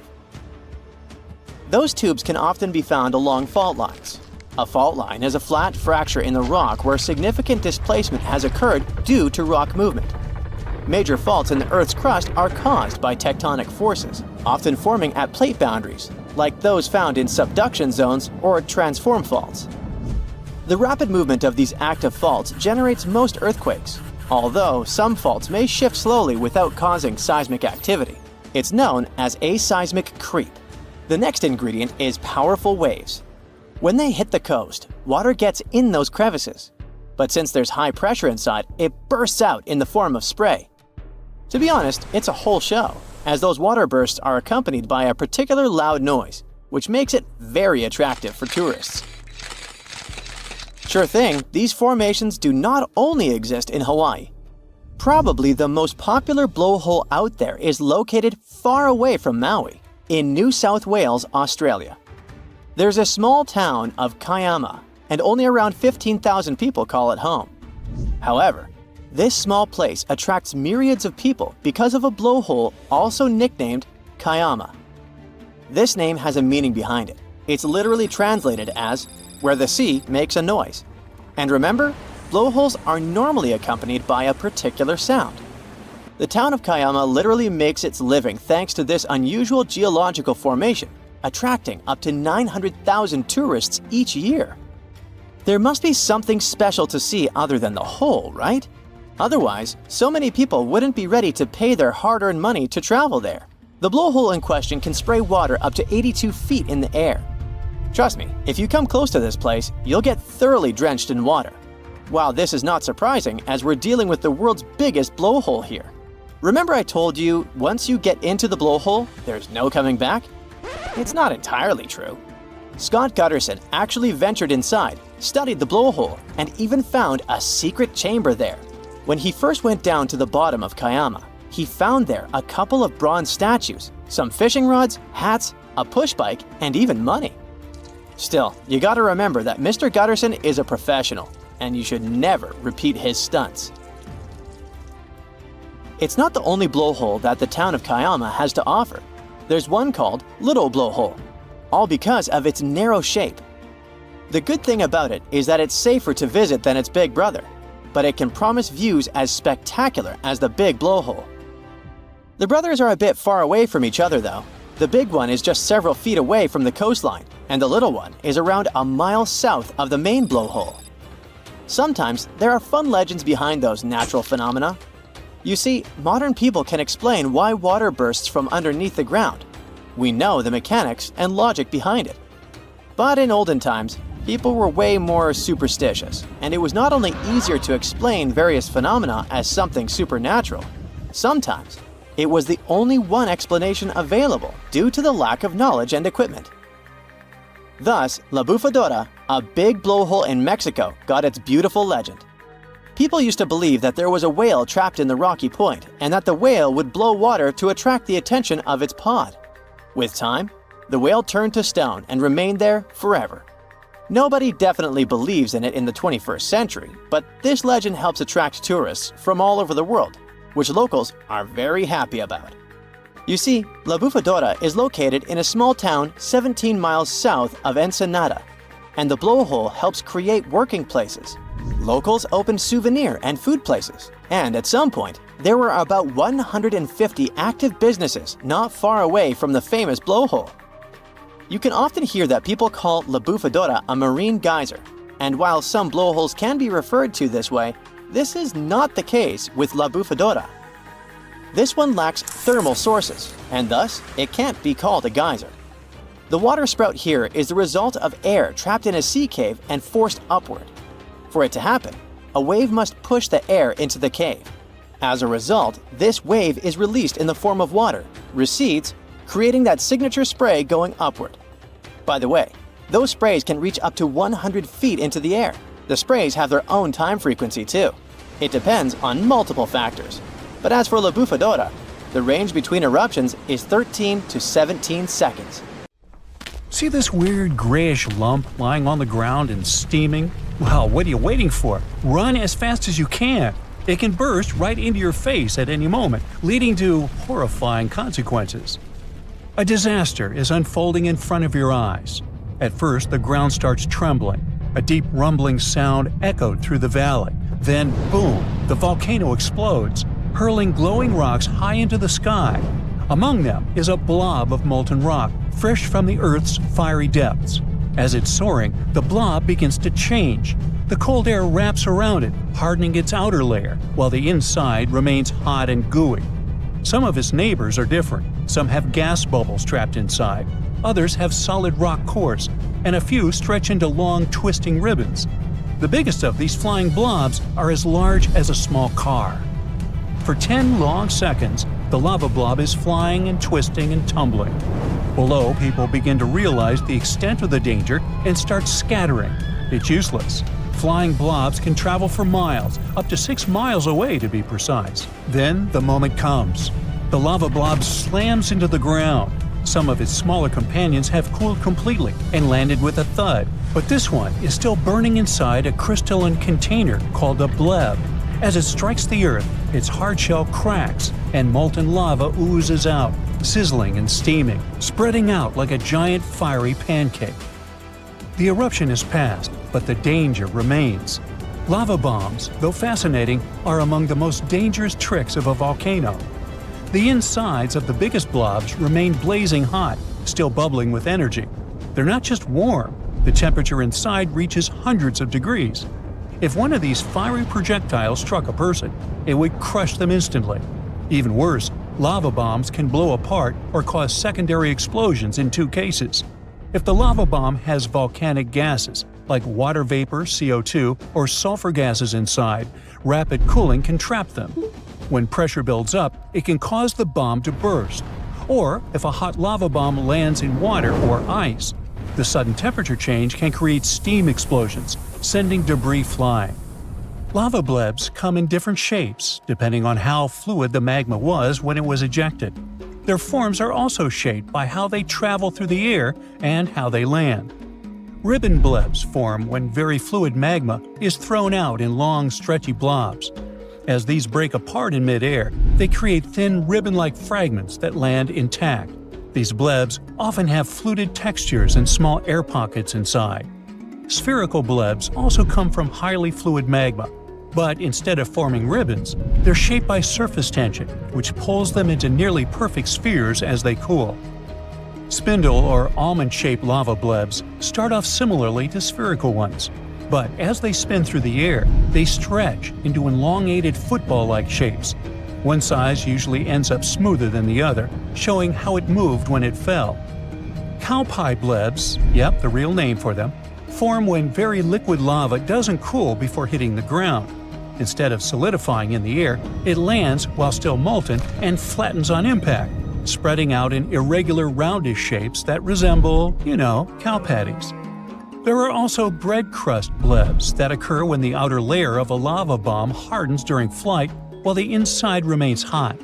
As the interior expands, it cracks the hardened shell, giving it a texture similar to the crust of a loaf of bread. Cored lava bombs have a hardened shell surrounding an inner core made of older volcanic rock, pieces from an earlier eruption, or even fragments of the surrounding landscape. Whatever shape a lava blob takes, you should watch out for one during a volcanic eruption, even if you're miles away from the epicenter. But lava blebs aren't the only danger you should watch for when wandering around volcanoes. Sometimes, when small drops of lava are thrown from a volcano, they can stretch into thin, elongated shapes as they cool. If they form small, teardrop-like shapes, they're called Pele's tears, after the Hawaiian volcano and fire deity. If they become longer, thinner strands, they're known as Pele's hair. In this case, you can notice something that looks like golden mats of fine hair covering the ground. These aren't strands of human or animal hair, but delicate threads of volcanic glass. They form when gas bubbles in lava burst, stretching the molten rock into long hair-like fibers. Pele's hair can be incredibly thin, sometimes just 1 micron thick. But at the same time, they can reach up to a couple of feet in length. They are so lightweight that the wind can easily carry them through the air. Later, they settle in low-lying areas, sometimes piling up in thick layers. Now, despite their delicate appearance, these strands are actually tiny pieces of glass. They are sharp and brittle, and if they get on the skin, they can cause irritation. If they get into the eyes, they can be even more dangerous. That's why it's very important to be cautious when around Pele's hair. Now imagine a tidal wave of fire and ash racing down a mountain with unstoppable force. This is a pyroclastic flow, a fast-moving surge of scorching gases and shattered rock that buries everything in its path. These flows can stretch for miles, moving as fast as a racing car and reaching temperatures hot enough to melt metal, up to 1800 degrees Fahrenheit. Pyroclastic flows strike without warning. The collapse of an erupting volcano's towering ash column or a lava dome, a massive plug of hardened lava sitting at the volcano's mouth, can easily trigger one. The moment it gives way, the fiery avalanche is unleashed, rolling down the slopes with terrifying speed, vaporizing forests, flattening villages, and incinerating anything caught in its path. There is no outrunning a pyroclastic flow. It is the most fatal force a volcano can unleash, responsible for claiming over 90,000 lives in the past 400 years. That's 1/3 of all volcanic fatalities. Not only do these flows burn, crush, and suffocate, but they also destroy buildings, bridges, and anything human-made. While scientists can predict the most likely paths, usually along valleys, history has shown that powerful flows can jump ridges, sweep over hills, and strike areas we once thought were safe. Volcanic lightning isn't as dangerous as a pyroclastic flow, but it's a breathtaking view. It forms only in the thick ash-filled clouds that erupt from certain volcanoes. These towering columns, called volcanic plumes, shoot up into the sky when a volcano releases massive amounts of ash. Not all volcanoes create these plumes. That's why volcanic lightning is rare. For example, the volcanoes in Hawaii mostly erupt with flowing lava rather than thick clouds of ash, so they almost never produce volcanic lightning. Now look at these tiny ash particles. Before an eruption, they're squeezed together inside the volcano under extreme pressure. But when they burst into the open air, they collide and rub against each other in a process known as friction. This friction charges the particles, just like when you rub a balloon on your hair. As these charged particles rise into the air, they start to separate. Positive charges move one way and negative charges move in a different direction. When the difference in charge becomes too great, the energy bursts free as a lightning bolt, cutting through the volcanic plume. Some of the most devastating consequences of a volcanic eruption are lahars. A lahar is a powerful, fast-moving river of mud, ash, and rock that rushes down the slopes of a volcano, destroying everything in front of it. These terrifying mud flows form when heavy rains mix with loose volcanic debris. When lahars sometimes happen during an eruption, they can also strike without warning. This makes them especially dangerous. Like pyroclastic flows, lahars move fast, sometimes traveling hundreds of miles. They can bury entire towns, sweep away bridges, and wipe out roads, leaving behind a deep layer of mud and rock. One of the most devastating lahar disasters happened in Colombia in 1985 when the Nevado del Ruiz volcano unleashed a mud flow that buried the town of Armero, taking the lives of over 23,000 people. Another tragic event occurred in the 1990s when lahars and pyroclastic flows from the Soufriere Hills volcano wiped out the capital city of Plymouth, causing $500 million in damage. In December 2014, an entire district in Budapest got covered with ice crystals. The trees in the area couldn't handle the pressure from the ice and they started toppling over. It was a spooky occurrence called ice fog. When it happens, the temperature drops significantly, freezing everything around, like Dementors did in the Harry Potter movies. All thanks to a temperature flip-flop. It not only messes with what you can see, but also creates ghostly pillars and halos that glow in the dark. Ice fog is made up of tiny ice crystals. When it's below 14 degrees Fahrenheit, water droplets in the air freeze and turn into ice crystals. Until then, they stay liquid unless they find something to freeze onto. Ice fog usually forms in chilly parts of the world like the Arctic or Antarctic. Budapest was a plot twist. Hot, moist gases from vehicles and planes can also create ice fog. One plane takes off on a cold day and boom! There's so much ice fog that the next plane can't see a thing. That sometimes happens. It's not the same as diamond dust, which is when sparse ice crystals fall from a clear sky. It forms when the humidity is super high, nearly 100%, and the air temperature drops way below 32 degrees Fahrenheit. This creates ice crystals in the air, and they end up settling on different surfaces. Interestingly, early settlers thought these ice crystals could get into their lungs and cause some trouble. There are many other interesting ice formations, such as rabbit ice. It occurs when the air is chilly but the ground is yet to embrace the frosty vibes. The sap inside plant stems expands as it freezes, making the stems crack open. Once it happens, liquid slips out, meets the frosty air, and turns into thin layers of ice, creating beautiful petal or ribbon-like formations. Earthquake lights are another weird and unique phenomenon.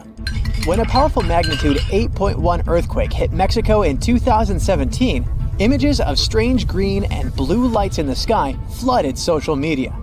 These so-called Mexico earthquake lights added another layer of mystery.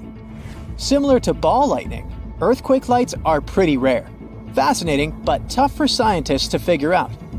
What makes it tricky is that the instances of luminosity around earthquakes don't all look the same. There are both theories and myths about this thing. The lights can appear in many different shapes, forms, and colors. Digging into history, researchers examined 65 accounts of these lights dating back to 1600 CE. For instance, on November 12, 1988, people reported a bright purple-pink globe of light along the St. Lawrence River in Quebec, just 11 days before a powerful quake. In Pisco, Peru, the lights took the form of bright flashes captured on security cameras before an 8.0 magnitude earthquake in 2007. And before a 2009 earthquake in L'Aquila, Italy, folks saw 4-inch flames of light flickering above a stone street. Yet, there are still debates about whether earthquake lights are real or not. The U.S. Geological Survey is a bit cautious. Not sure whether individual reports of unusual lighting around the time and place of an earthquake truly represent earthquake lights. In one study, scientists theorized that these lights were caused by electric charges activated in specific types of rocks during seismic activity, like turning on a battery in Earth's crust. Some rocks, such as basalt and gabbro, have tiny crystal defects. They might release electrical charges into the air. Researchers estimated that the conditions needed for the creation of these lights existed in less than 0.5% of earthquakes worldwide. It could explain their rarity. They also noted that the lights tend to show up more often before or during quakes than afterward. An earlier study suggested that tectonic stress could create a piezoelectric effect where quartz-bearing rocks produce strong electric fields when compressed. Yet, studying earthquake lights is tough because they're unpredictable and short-lived. Time to talk about a sudden ring around the moon or sun. You're walking with a friend and suddenly see this sun halo. It's nature's warning. A snow or rainstorm is coming. These halos form when bazillions of tiny ice crystals in clouds refract sunlight. Resist the temptation to stare at this wonder directly. It can damage your eyes. Grab sunglasses and then admire it for about 40 minutes. Nature sends other early warnings too. If the sea mysteriously recedes, showing coral and fish, a tsunami might be on the way. Watch out for rip currents on the beach. Sharks might be fleeing a storm if they come unusually close. Feeling your hair stand on end and jewelry buzzing? Lightning might strike nearby. Seek shelter. Avalanches, green storms, and lakes near volcanoes are all potential dangers. Cross seas are extremely dangerous. Cave exploration during a full moon might cost you your life. If the ocean turns reddish-brown, avoid swimming. There might be toxic algae in the water. Animals sense disasters too. If they act strangely, pay attention. There's a fascinating blue glow around Matsu Islands on summer nights. It's caused by tiny glowing creatures. Tourists love watching this beautiful spectacle, but there's a downside. It's toxic and getting bigger each year, as revealed by a study. Despite its romantic appearance, this phenomenon is harmful. A team of oceanographers used satellite data to track its growth over 19 years. After analyzing almost 1,000 satellite images, they concluded that it was expanding into deeper waters. Unfortunately, this expansion poses a threat to marine life. The bloom of blue tears can poison fish and sea turtles and even affect human health. While dinoflagellates themselves aren't toxic, their food, toxic algae, releases harmful chemicals into the water. This process depletes oxygen, endangering marine animals. The main cause is unclear, but pollution from agriculture down the Yangtze River seems to play a crucial role. Agricultural runoff introduces nutrients that fuel the bloom. During the construction of the Three Gorges Dam project, the bloom's size reduced when the river's flow decreased. After the dam was finished and the river started flowing strongly again, the bloom resumed its growth. The team predicts that blue tears will keep expanding, posing an ongoing threat to marine life and creating more vividly glowing waters. A katabatic wind or drainage wind happens when dense cold air descends from a higher elevation down a slope due to gravity. These winds can be powerful, sometimes reaching hurricane speeds, but rarely.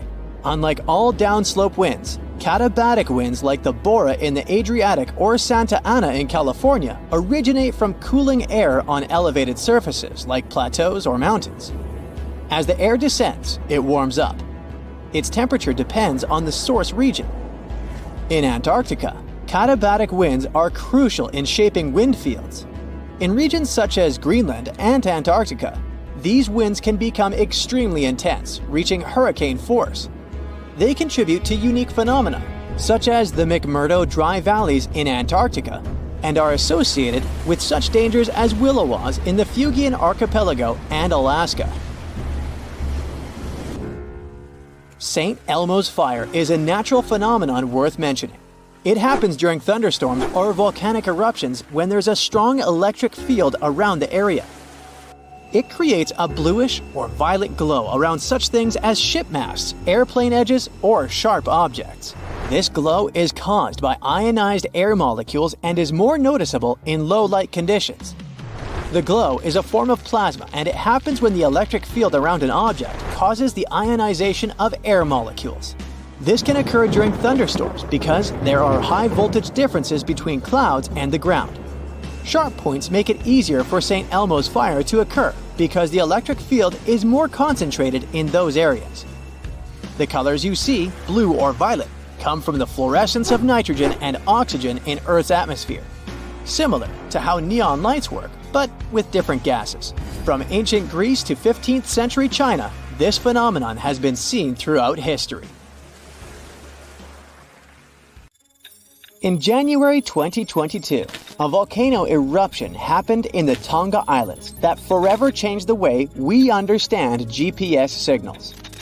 This volcano caused a massive disturbance, sending out a colossal mix of gas and debris in the air. It generated a shockwave that traveled across the entire atmosphere, reaching all the way to Alaska, and launched a tsunami over nearby islands. Over northern Australia, it crafted a weird plasma bubble in the upper atmosphere, which disrupted GPS systems for hours. People that happened to be under this bubble and in need of precise GPS waited for ages before their device could receive precious information again. The exact place where these disturbances occurred is called the ionosphere. It's the place where our atmosphere meets outer space and looks like this buzzing layer where heat from the sun turns gases into electrically charged particles. It can also be seriously unpredictable, changing depending on the weather and thinning out when the sun's rays are less powerful. Because it's electrically charged, the ionosphere helps us with our communication needs. It houses many satellites, including the International Space Station. Here's how changes in the ionosphere can interact with GPS signals. Let's say you're playing detective with your friends and need to find them using a special radar. This radar sends out invisible waves through the ionosphere to locate your buddies. If everything is normal, you'll find their precise location in no time. Should those waves go through a place where the ionosphere particles are a bit messed up, the waves might slow down, get scattered, or change direction, confusing your radar. In the same way, when GPS signals travel through a damaged ionosphere, they can malfunction. Scientists have developed a way to fix this, like special sensors to anticipate changes in the atmosphere. The ionosphere is also sensitive to rockets being launched from Earth, not just storms and volcanoes. At first, astronomers believed these red patches they were noticing in the sky were similar to the northern lights found in Sweden, Finland, or Canada. But they soon figured out there were gaps in the ionosphere. Beautiful to look at, yes, but experts are worried that these crimson areas might be causing communication and astronomy problems that we've yet to discover. Since scientists don't know all the effects of these holes on our environment, it's best to steer clear if you see a red hole in the sky, just to be safe. But at least they seal up within 10 to 20 minutes.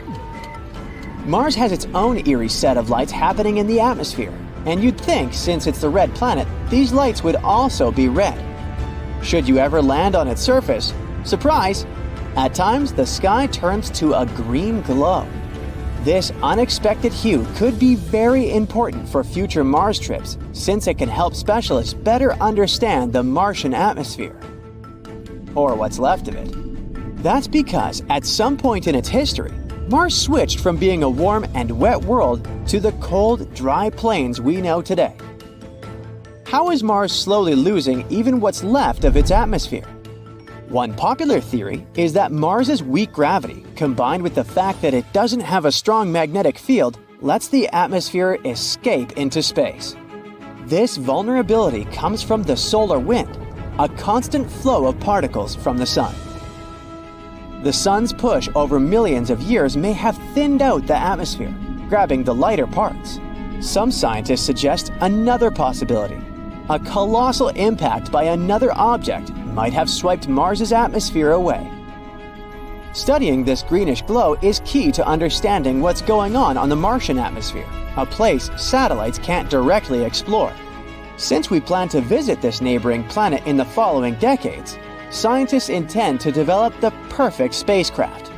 Knowing its atmospheric density helps us build machines tough enough to handle Martian drag, and we can design parachutes that gracefully descend to the Martian surface. See these amazing purples and greens lighting up the sky? That's not your typical aurora. It's Steve. First discovered by regular people, not scientists, some years back. We now know it's the aurora's more elusive cousin. Steve is short for Strong Thermal Emission Velocity Enhancement and was caught on camera back in 2018 by a bunch of amateur aurora chasers in Canada. They then brought it to the attention of NASA scientists. Here's how this is different from the aurora, starting with the appearance.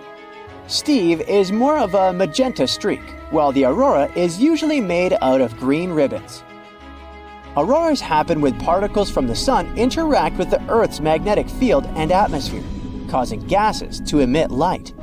Steve is thought to be a separate optical phenomenon that sometimes appears alongside auroras. While the exact mechanism behind it is still being studied, scientists believe it is linked with charged particles in the ionosphere that also interact with the Earth's magnetic field. Now that we know where to look, Steve might not be as rare. If you're planning to catch a glimpse of it, you'll need to travel to places where auroras usually happen, like Canada, Alaska, Northern Europe, New Zealand, and Australia. That's because it's never visible on its own. It's powered up when the aurora is extra bright during geomagnetic storms. Auroras can also happen on the sun too. These luxurious lights happen somewhere around 25,000 miles above a sunspot, a dark magnetic patch on the sun's surface. Astronomers have only recently discovered our own sun is capable of generating these lights. So far, they've only spotted aurora-like signals from faraway stars. Here on Earth, the aurora can last anywhere from 15 to 30 minutes, maybe even a couple of hours if you're lucky. On the surface of the sun, though, this phenomenon is a week-long display of intricate lights. Strange lights in the sky can also happen before an earthquake hits. Mexico had its share in 2017, lighting up the internet with pictures of weird celestial shades before a massive magnitude 8.1 earthquake. Some voices in the scientific community wonder if this light phenomenon is indeed connected to earthquakes at all. Others have this theory that such lights are caused by the release of ionized oxygen from the breaking of certain rocks. A photographer from Finland captured these shots of a circular rainbow display in the sky and wondered what might be causing it. It's something pretty ordinary: pollen. These colorful rings are called pollen coronas, and they happen when sunlight hits the pollen in the air at a certain angle. You can easily tell if you're looking at pollen coronas if they're accompanied by star-like sparkles. Those are individual pollen grains, and they come in many sizes. The process is very simple. Sunlight hits the pollen and scatters into different colors. Some colors get blocked or crash into each other, creating a pattern known as diffraction. The pollen in these images is from pine trees, and under a microscope, they look like tiny Mickey Mouses. Those ears are actually air pockets that help them float in the wind. The air sacs all line up in the same direction, creating the elliptical shape of the rings. For these coronas to show up, pollen levels need to be very high. An astronaut up on the International Space Station once snapped this picture of our planet, showing these two weird blue patches of light in our atmosphere. They might seem related to each other, but these lights are two different natural phenomena that just happen to be captured at the same time. The first one down at the bottom is a massive lightning strike that zapped somewhere in the Gulf of Thailand. Lightning is usually pretty hard to spot from way up there because of clouds, but this time it struck between them, firing up the walls around it like a luminous ring. The second blue blob up in the top right happened because of the moon. The way our natural satellite lines up with the space station lets the sunlight it reflects shoot straight through Earth's atmosphere. This turns it into a bright light with a fuzzy halo. It happens because some of the moonlight bounces off tiny particles in our atmosphere, making the moon look blue in this picture. That orange halo curving along Earth's edge is just the atmosphere. Here's a way to read the weather. This unique cloud sometimes looks like a tornado, and sometimes it comes in wispy, finger-like shapes.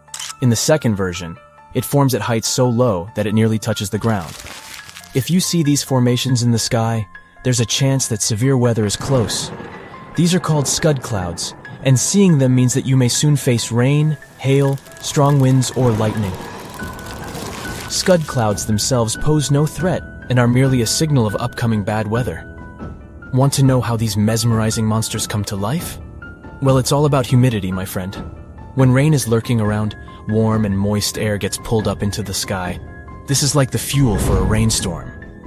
As this air rises, it cools down to match the chilly temperatures in the upper atmosphere. The moisture, however, doesn't go anywhere and sticks around, leading to cloud formation through condensation. Now, sometimes the air doesn't wait until it reaches higher levels of the atmosphere to condense, so it becomes saturated just above the ground, and the condensation process begins even below the height of other clouds. As the air rises higher, it creates those cool vertically oriented scud clouds. Alright, let me introduce you to this little ice sculpture-looking creature. The Phronima is actually a parasite. This little thing has found a way to create its own mobile nursery for its offspring by taking over another sea creature, the salp. Now, salps are these barrel-shaped gelatinous blobs that drift around the ocean, minding their own business. But Phronima's like, hey, I could use one of those as my ride. With its impressive front claws, a Phronima carves out the insides of a salp to turn it into an empty barrel structure, climbs inside, and sails the seas. Studies have shown that the hollowed-out salp barrels still contain live cells, which help maintain the structure of the barrel and provide a sturdy home for the Phronima. If you think this creature looks familiar, the movie Alien was inspired by it. Next up, we have blue dragons. These are stunning creatures that live in the water. They are like living works of art, except this art can also sting you and cause some serious discomfort. The blue glaucus, yep, they are also known by this name, is a type of mollusk, or sea slug, only about 1 inch long. It floats around on its back, looking all fancy with its brightly colored underbelly exposed to airborne predators. But don't be fooled by its dapper appearance, because this little thing is venomous. So if you're ever lucky enough to see a blue glaucus in the wild, be sure to admire it from a safe distance.